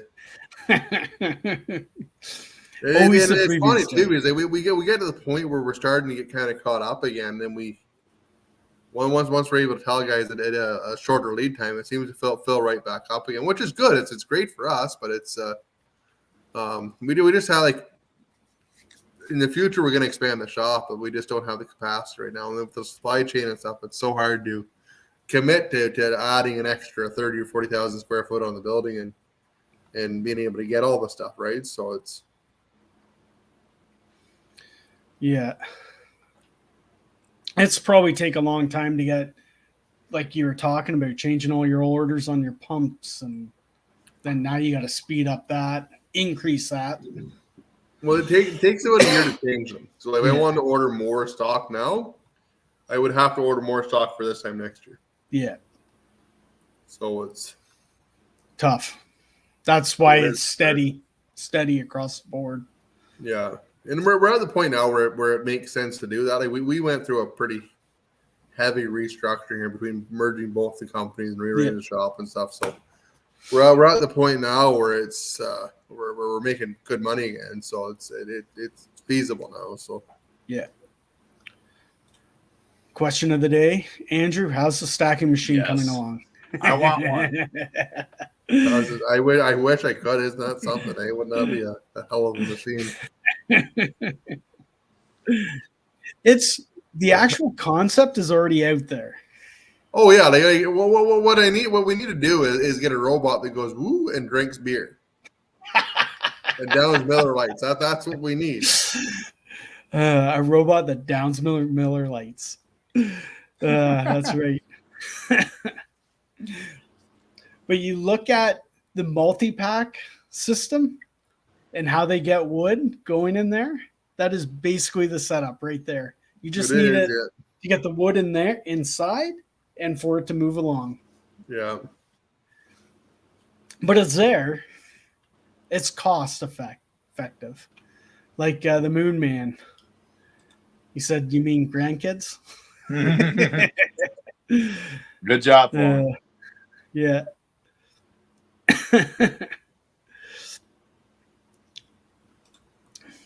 Firewood Doctor says need to convert Joe over to an eastonmade processor. Oh, I'd love to. He's got the access. He does. Yeah. Apple works perfect for what he's doing, though. That's like it suits what he does right to a T. So it's really hard to argue with that. Yeah. If you eat too much, the reaction the day after blows you away just as much as the day before. That's what the gummies, Andrew. Yeah. Oh yes. Well, it's fun. I took the gummy and I went to sleep or whatever. I was having a hard time sleeping, and I woke up in the morning. I came out to the kitchen table, and I had to ask Stacey to go get me some toast. I could hardly even move. She just thought it was hilarious. Was it one of those gummies that you're supposed to break up into quarters? I did break it up into quarters. That's the worst part of it. Yeah. I have tried the gummies, but I didn't have the stuff you had. I think they came through. There's a couple of reserves where you can get them that they have the dope store. They're a lot higher potency, I guess. I don't know. Never again. Not even for me. Yeah. Question: how far is Joe from the train wreck? Andrew, you want to see Cole come to NS? All power is Cole, Nova Scotia. I think Joe. I've toured down Nova Scotia lots. I've never really noticed it. Joe, he's talking about Ohio Woodburner. Yeah. He's in Youngstown. I guess that's like 20 or 30 miles away from the train wreck. So it's pretty close to him. Yeah. Yeah, I never really seen the details on that. I didn't really watch too much of the news on that one. A bearing went out, overheated, melted, and the whole thing was like, well, I'm not going to say political because Kevin already briefed me on that. But yeah, it's a mess what happened there. And I haven't read a ton on it. I don't think it should have happened the way it did. Well, was there a fire or just a big spill? 20. Go ahead and explain. All the chemicals flipped over. Yeah. Right outside this town. It contaminated the water and the air and everything. Because they lit the chemicals up. Yeah, it burned. Yeah. Intentionally. It looked like a mushroom cloud from a nuclear bomb. Oh, yeah. I remember seeing that. Yeah. Yeah, so it's it's a bit of a mess there, and they're trying to clean up, but they're realizing that it's bigger than they thought. And that would not be good at all. Yeah, it's gonna keep coming out and waiting to see. It can't be near as bad as Chinese balloons or Hunter Biden's laptop. Yeah, see, Trudeau had to ask Biden permission to shoot the one down over Canada. That was BC or wherever because it was. We don't have planes to do it with. Yeah, that's true. And you know, I know we don't want to get to the political part, but the funniest thing about this is they seen a headline the other day that they said it may not be the Chinese, but nobody else is claiming the balloons. Who would want to claim those balloons after that? Exactly. I couldn't claim those balloons. I don't know where they come from. They're all the one guy's collecting the bet. I told you we could get it to the East Coast.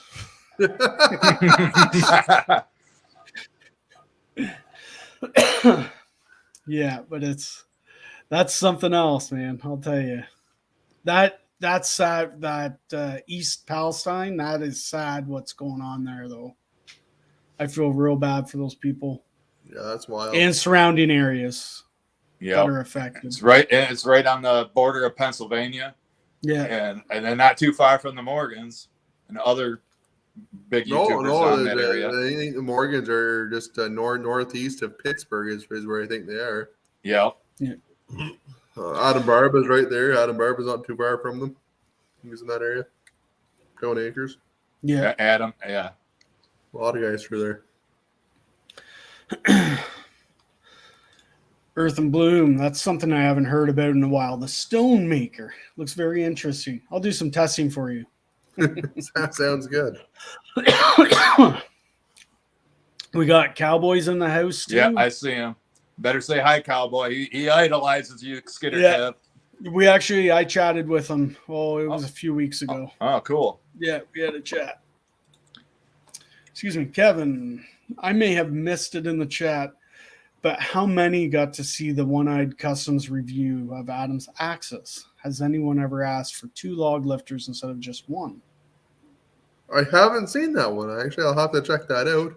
I've had guys ask for 2 log lifts on them. It's like when we were building them like just ourselves, to customize something was fairly easy. But now the way that it's set up, stuff moves so fast that it's hard to just grab that one piece and do that with it, right? So we don't do a lot of custom stuff at all anymore. It's just very difficult to catch that as it goes to the shop and make sure it gets done on that machine, right? Yeah. And we've got a lot better with it too. Like in the future, I think it may be something we'll be able to do. But at this moment, it's just it would be a lot of screwing around to make sure it got done. Yeah. We got K&L Firewoods in the house. How you doing? Hey, Mike. Oh, Mike showed up. Yeah. Andrew, if you're heading to Vancouver Island, be sure to drop in to see Buckin' Billy Ray. Oh, I will for sure, 100%. I definitely stop in and see Buckin' if I were out that way for sure.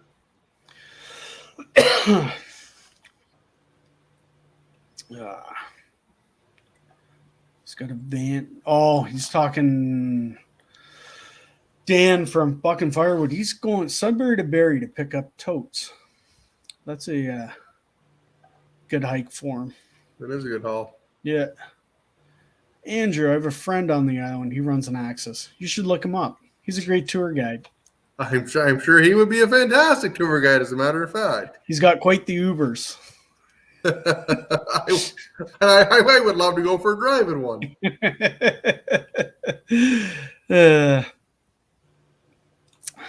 Chris in the Woodyard. Andrew, what is the hardest stuff to get for building machines?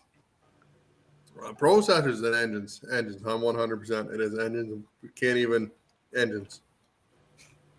Engines are terrible to get. And it's I don't even know if it's anything to do with Kubota. I think it's our supplier for them. It's just, but it is what it is. I think you likely see a switch from Kubotas. You won't probably see Kubota on an eastonmade processor for very much longer. We'll still run them on the splitters, but it seems to be the larger machines, the larger engines they're having a hard time with. But I don't know whether it's something on their end of it or what's going on there. But that's been probably one of the hardest things to get the past year, and it shouldn't be. It's something that's very well planned ahead. So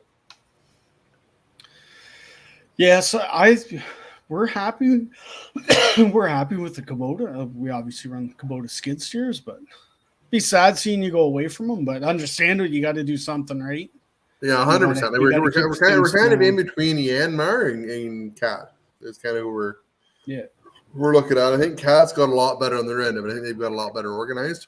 Yeah, that Tormont can actually build a power pack. I think Cat's even actually building their own power unit now instead of it being an engine that's been implemented by somebody else. So time will tell on that one. So yeah. Well, hopefully you get that figured out timely, So you'll get no backups. We don't want that. No, I don't think we will on that front at all. We still have lots of POs in good buffer there, so that'll be no issue. Jimbo says you can pick up a firewood stacker at the southern border any day of the week. I guess you possibly could. Oh, what's that Quebec border crossing? You can probably pick a couple up there too. You probably could. Yeah. A couple across there every day. Yep. Yeah.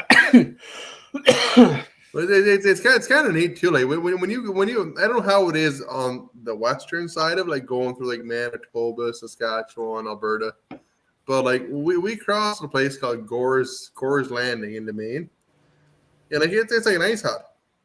It's what if you're like the top of Lake Champlain coming across from US to Canada, like it's just it's a small room in the middle of nowhere. The one I crossed from, what's that town in Saskatchewan? When I went out to work out there, so I came through the States and came up. And after crossing, in like the Peace Bridge and stuff, like that's massive crossings. Oh, huge crossings. This was just like, a couple 1,000 square foot house, it looked like when you came to it. A couple agents, you didn't even pull up to a window. They came out to you. Yeah, they come out to you, and absolutely. And then compare that to like Alexandria Bay or Port Huron or Buffalo or like. Yeah. And believe me, that's where they searched me.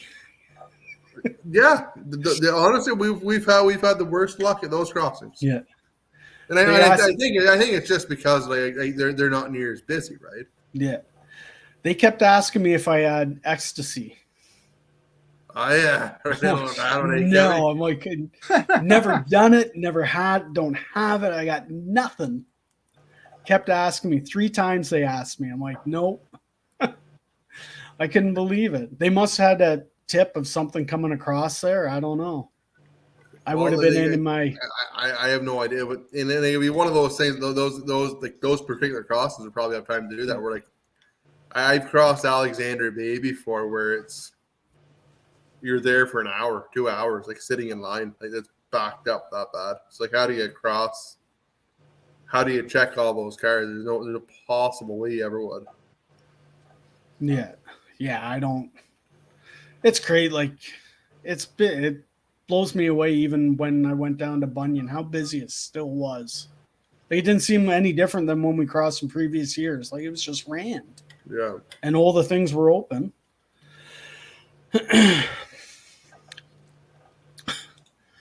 Bucking says Bucking Firewood. I thought university somewhere in America lost the balloon a while back. I heard they were claiming it was used car lot balloons that were floating up there. Wouldn't that be funnier? Wacky, wavy, inflatable arm. I was just going to say the wacky inflatable tube man.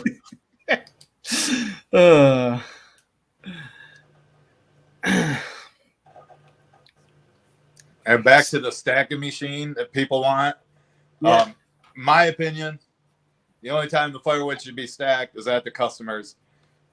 But I do stack some here. Maybe 5 to 10% of what I sell actually gets stacked.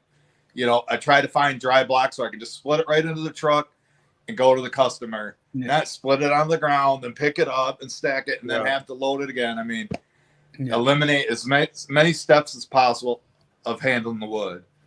Yeah, for sure. But you just normally would have the stuff stacked on the side of the garage, and then you throw the stuff loose into bay 1 or bay 2, right? Right. Yeah, I throw only dry stuff into bay 1 or 2. Yeah. Well, I stack the perimeter of bay 2, and then the oak and back, I stack those in single row because it takes so long to dry. Yeah. But I'm only doing about 3 quarts of that. Yeah. Yeah, we don't stack anything. No. It's once you get too big, it's the volume. Once you get into the volume, you gotta do it different. I don't like stacking wood at all. It's and neither do I. Job. Shive's favorite job. I stack for my mom. That's it. Yep. And I bring the kids along and let them do the most. I have seen some pretty high volume operations at Stack everything though. I have seen that before. That we've sold stuff to guys that stacked a lot of wood. I know we got our buddy Jimmy. They do everything in totes, like IBC totes or cages. And he does, I think, 300 a year, and everything is stacked in there, hand stacked in there.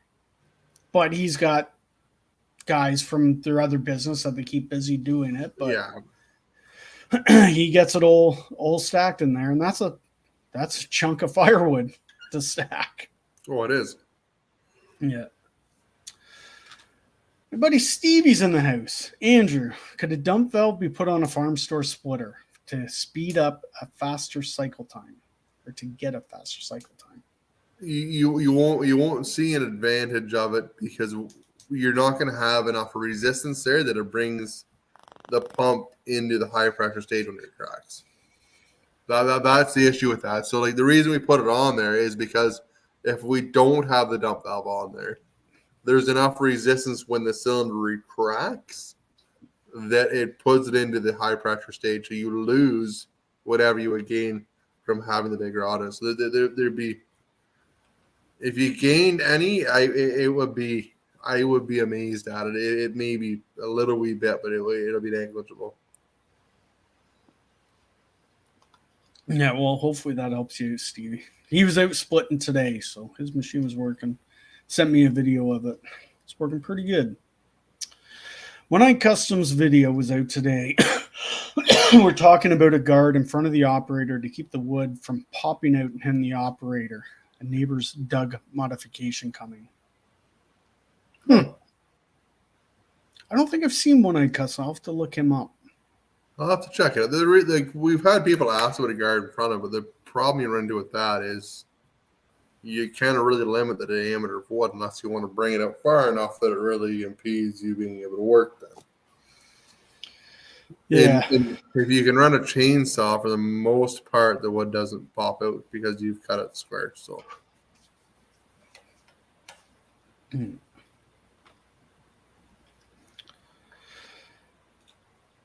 Johnny.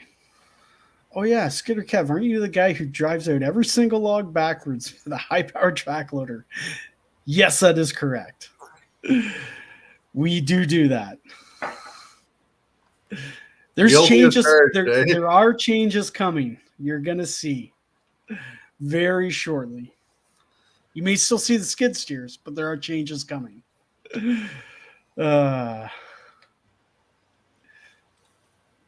The U.S. military is trying to go Cat for most of their equipment. What are they running now, then? Cummins? Shibe? What are they running? Cat's really good because it doesn't matter where you are, it's global. But you could send it to Timbuktu and there's a Cat dealer there, I promise. Because everything military, too, it's basically tier 0. Like, there's no emissions on them either. No, I wouldn't think so. No, there'd be none of that stuff. I'm positive it's military and forest service has no emissions. But that's interesting. I guess I never really realized what they were running, or were they running GM? They might have been running Fairmax, I don't know. The Yanmar engines, you can get them serviced at any of the John Deere green dealers. So like any John Deere tractor dealers will service the Yanmars, because that's what John Deere runs. We have a Yanmar in the JCB, and we've never touched it. Yeah. It runs all day, every day. And what horsepower would that be then? Same. Yeah, same horsepower. Yeah. Same horsepower. I think it's like 118 or something. Normally, when you get into that size engine, most manufacturers have one engine that covers 4 horsepower, depending on what load you want on the engine. Yeah. I didn't realize they made one that big. No, and the company's been good to deal with. Like the distributor for them has been good, and Yanmar's been good. Yeah. And again, I think you're going to see Yanmar on the smaller processor too. So, yeah. Adirondack Woodsman. I have a relative up in northern Vermont, and they have a house half in the U.S., half in Canada. When he got mad at his wife, he told her he was going to Canada. I would believe that too. It'd be kind of a if you were up in that part of the country, you could probably easily do that. Like if you drive along like Messina, like Cornwall, even crossing Cornwall and go across Messina, like across Lake Champlain, like the border's right there. The whole trip, it's within a couple miles of the road. Like the whole trip, the U.S. Border Patrol's along the whole trip. Yeah. Jimbo, when they searched you, did they do any sniffing? Too funny. Only when they hug. Earth and Bloom, I would prefer a Yanmar over Cat, but I could see the Cat supply for engines and parts being much better. I don't know. I've heard just recently the opposite. You would think that. We've had some Cat engines in the past, and we've run a lot of them, and it's a hell of a time getting them for them. Terrible. The only problem we had with our Cat engine was in the loofah box, whatever the boxes are called. Panel. And it was the control panel in it, and they said they didn't have one, and it was going to be weeks. And somebody did a little bit of digging and was able to find one. We got one that day. But like, you start sweating when you hear weeks come up and it's go time. Oh, that's no good at all. And it always seemed to be like that with Cat. Like, yeah, they'll have it there, but until you start screaming and roaring at them, they don't. Which is no good. Like, let's just have a conversation. We'll get it going. There's no need to make a stink out of it about it to get it going here, guys. Yeah. We got Lucky Bee Land Management's here. 5 devices logged in and a fresh 30 pack of silver bullets. Hate that I missed the info of the small eastonmade processors. Well, if you go back to the 6-minute mark at the beginning of this video, all the information of that new processor is there for you. So nice and easy for you to find. And if you give us a call on Monday, we'll fill you in what's going on. There you go. Ted, Skidder Kev, I got hung up flying a Cessna 206 into Canada. Thought I was a mercenary instead of a missionary.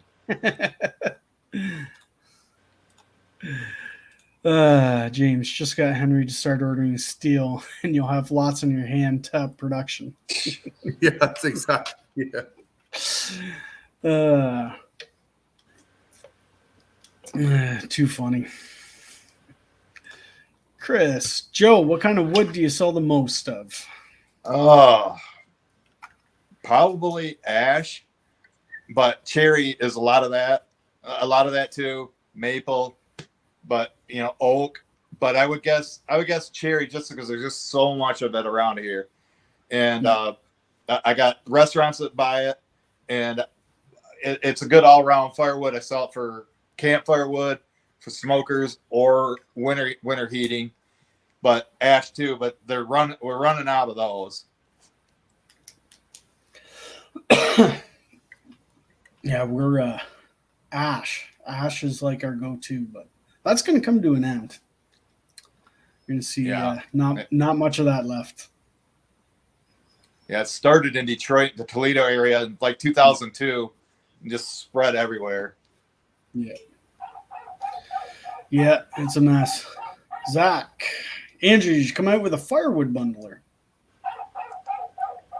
Again, one of those things I don't think I can add a whole lot of value to. Didn't Patricia and Jeffrey make one and paint it your colors? Oh yeah, they have the only eastonmade wood bundle. Yeah. They also have the eastonmade dump trailers and pickaroons, and yeah, you'd be surprised how many people we call. They call the shop wanting one of our bundlers because they have one. Too funny. That's kind of funny. Yeah, Chris in the Woodyard, we talked about this, but he's trying not to stack anymore himself too, because he's getting bigger and he's got the room too now where he is. Oh, absolutely. That'll be the big thing with him moving to the yard is he'll actually have room to put stuff. It would be very difficult to do it where he was before. Yeah, and especially being in an area like that, he'd have to keep that looking very, very prim and proper, right? So. Yeah, it was a bummer where he was that he had to move, but yeah. So somebody parked a big orange and blue machine there. Way to go, Andrew. The way to solve the stacking problem is to convince or educate customers to order early and do their job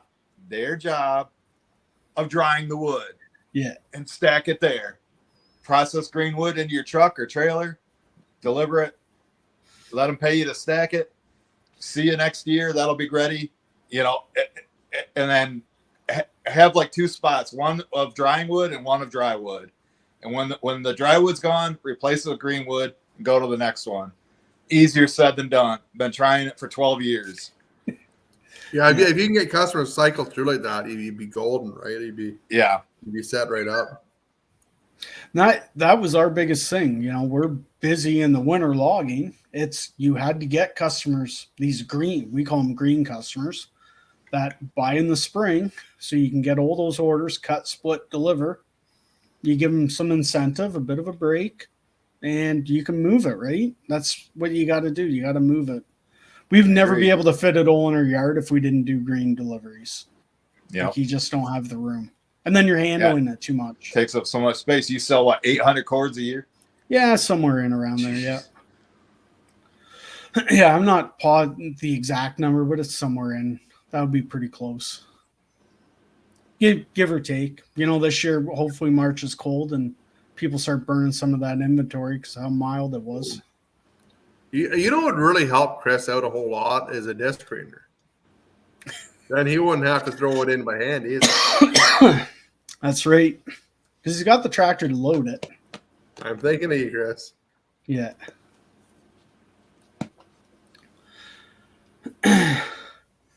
We got, so Patrick Davis says Deere. Is Deere Motors he's talking about? For the military? Maybe. I don't know. There's nothing else from him here. What are you talking about, Patrick? Help me out here. They ran Deutz a lot too, I think, on the CRDs. I don't know how they were. They ran a lot of the air-cooled Deutz, I thought. But. They were, yeah. I think he was talking about Deere's today. Oh, boy. Now, where's my highlighted spot here? Yeah, I'm not quite sure. You have to put what you're talking about, Patrick. If you're talking about the motors or going with.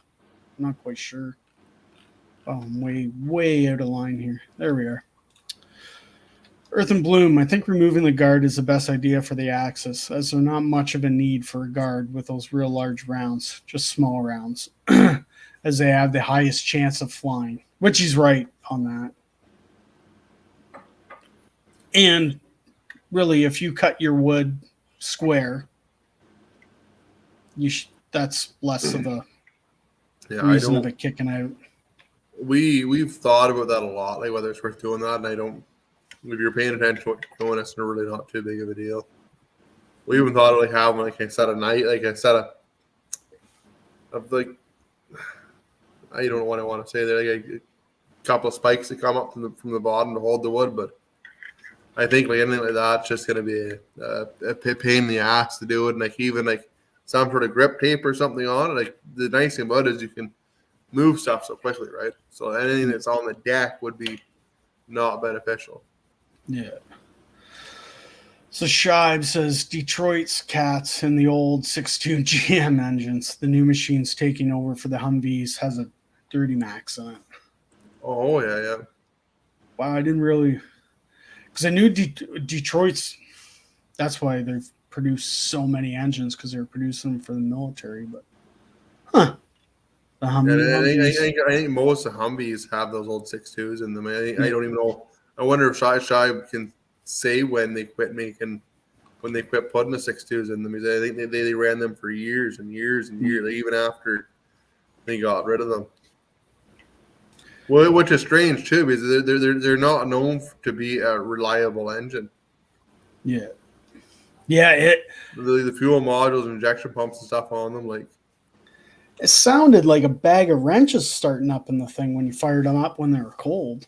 oh, they're noisy. They're noisy, real noisy. But then again, like the military might move that module to a different spot. Like if you take the module off the side of the injection pump, it's right next to the heads. If you pull it off and put it in front of the radiator where it can cool it off, or put it on a heat sink like a piece of aluminum, they at least last then, right? Where they are on them, they're just they're no good at all. Yeah. Tim, so for Chris, gets to the point where you can place the conveyor so it falls into a pile instead of a dump trailer, save you a lot of time. Really, a second conveyor would help them out too, or that wood cleaner, so you can go right into it. Yep. Because I don't know, does Chris doesn't do any green deliveries, does he? I don't know. It was kind of a toss-up when we were trying to figure out what to send him for a conveyor on. Like the attached conveyor was really the only thing that would kind of work in his wood yard that he had. So yeah. So I went to see if Patrick said anything else, but Earth and Bloom did bring up Deere Power Tech and the processors would be nice, 85 to 140 horsepower. My only problem is I heard Deere, the amount of def those machines use is ridiculous. Like, it blows me away on how much they use. We put in 10 liters every 80 hours. There must be some sort of hindrance with Deere, because like both engine suppliers that we deal with that sell both the Kubota dealer and the Yanmar dealer, they both sell Deere, and like neither one of them want to sell me one. So there's something there. Really? Neither one of them want to sell me a Deere engine. So wow. Oh, I lost my spot here, guys. So I'm going to continue with another question. That still blows me away why they wouldn't. They just don't want it as a stationary power, but that's what they're selling the motors for. They are, but I don't know. Like we've run Deere in the past, years ago, like 10 years ago, and like an 84 horsepower John Deere engine was about 2 or 3 times the size of a cat. So like, we couldn't put them on the machines. Like, we couldn't physically fit them on the machines, still have them within width to go down the road. We have run Deere in the past. Brad's heading out. So see you, Brad. Thanks for coming out and appreciate the help tonight. See you, Brad. See you around. Earth and Bloom says they probably make less amount of money on the Deers. That might be it. You never know. You never know, Rube. That might be it. So Ted said, Andrew, the 6265s lived on through the Humvee lineup. The last gen was the best, but still pathetic excuse for a diesel. I think Leonard answered his question here, but Andrew, are you in the States? I am in Ontario. Yeah, Perth, Ontario. Would that be Providence's? Something like that. Yeah, province of Ontario, yeah. CF Wood's in the house, too. Joshua, we are primarily promote loose firewood sales April through September. That's when it best fits our schedule. November through March is pick up by appointment only, so we can focus on our bundles and fire starter production, which is smart for them to do, too. Especially in Kentucky and the prices that people are selling it for. $150 for a full cord. Give me a break. Yeah, I don't know why. I don't even know why you get it bad for that. Yeah, exactly. Yeah.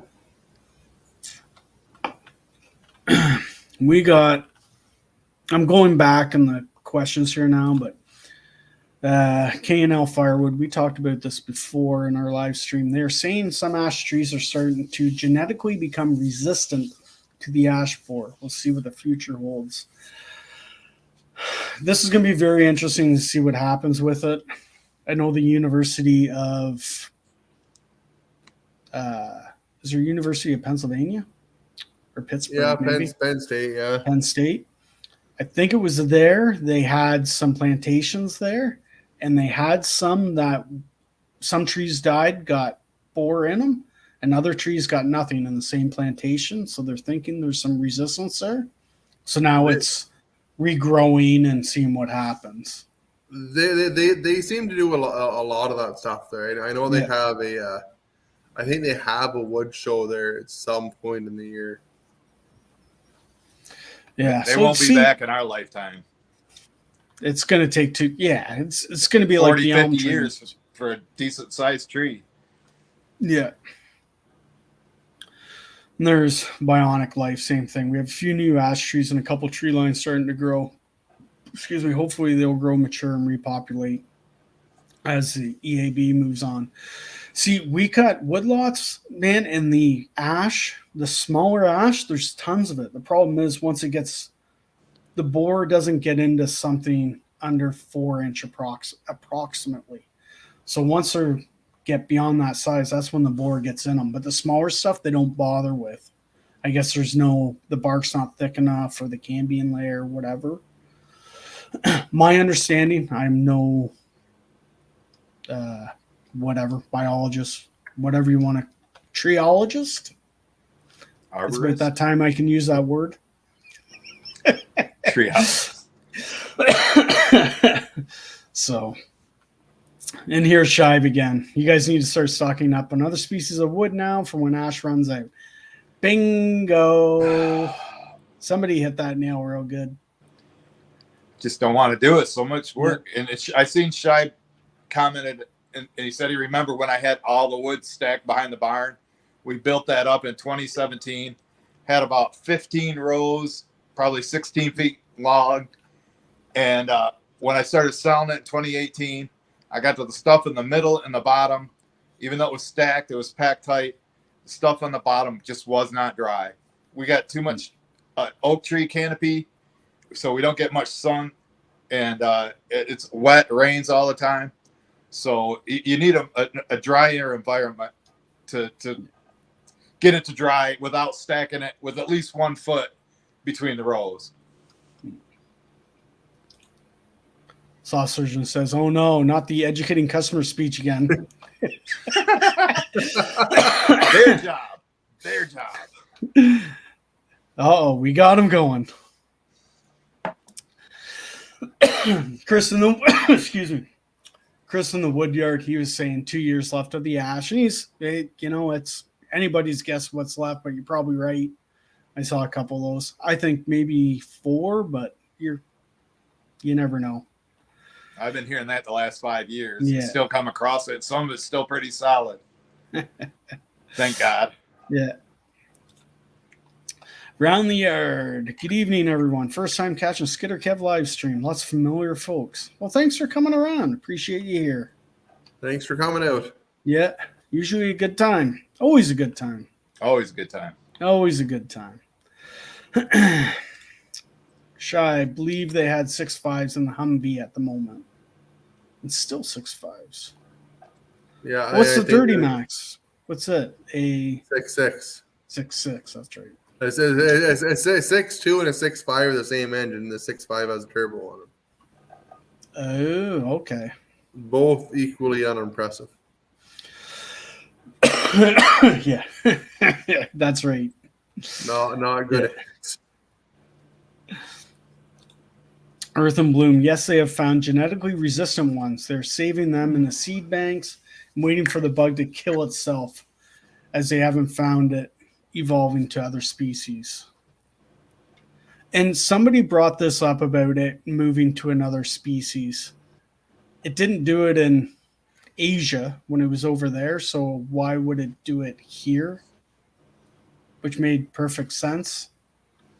They worried about it getting into maples or so on, and oaks, whatever. But if it didn't do it there, why did it do it here?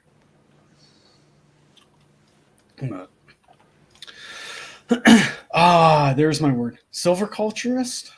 Yeah, that's it, Ted. That's the word I was looking for. Silviculture. That's a new one for this guy. If you hold that title, congratulations. Yeah, arborist. That would be an arborist. Would be silver. They would have a silviculturist.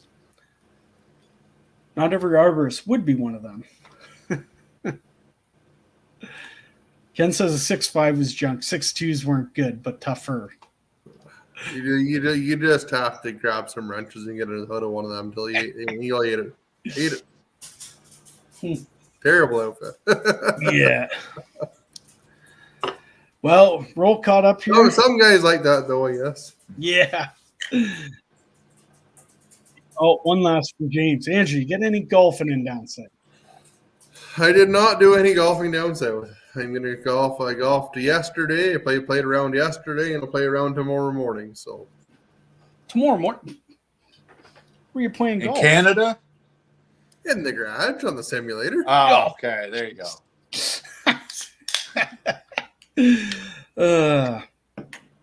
All right. Well, what do you think? Maybe I'm we should thinking wrap I'm ready this for up? my gummies and meds.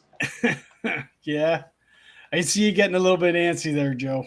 Yeah, my back's starting to ache a little bit. I don't This blame couch you. isn't that comfortable. Well, anyway, again, guys, if you're still here and you want to find out about the new processor, around the 6-minute mark, you'll get all that information about what's coming out. There'll be more here and in Andrew's videos at eastonmade Wood Splitters with what's going on, and there'll be a sneak peek of what's coming out. Hopefully Gage gets away from that seagull and we get some pictures up here. I thought you were serious. You got the picture. Like, fuck, maybe he got it. I never even asked him. Gage is busy all week, so I never even asked him. And then he pulled up a seagull video. I almost pissed myself. I figured it'd be a good one. That was too funny. I've been waiting for that for 2 days. From about the time I asked you for the pictures, if you had any, so from there, I kind of thought about that. Well, that was well played. All right, guys. Again, Joe, anything? Hey, this was any a last pleasure, words? guys. This was a lot Thanks of for fun. coming on, Joe. Appreciate it. Yeah. No problem. And hey, if you want to watch me run the Ultra, or Mike and Zach and me be cameraman doing my job, tune in tomorrow. Joe's Firewood videos at 10 a.m. Eastern time. There you go. You can watch Joe run that Ultra 10 a.m. tomorrow morning. Easy on those gummies, guys. And Andrew, again, thank you. eastonmade Wood Splitters, Facebook, YouTube, Instagram, TikTok, wherever else you are, Snapchat. I don't know. All of those things. All of the above. We're likely there. All right. Thank you, everyone. And cheers. All right, guys. Thanks. Bye. Catch you guys later. See ya.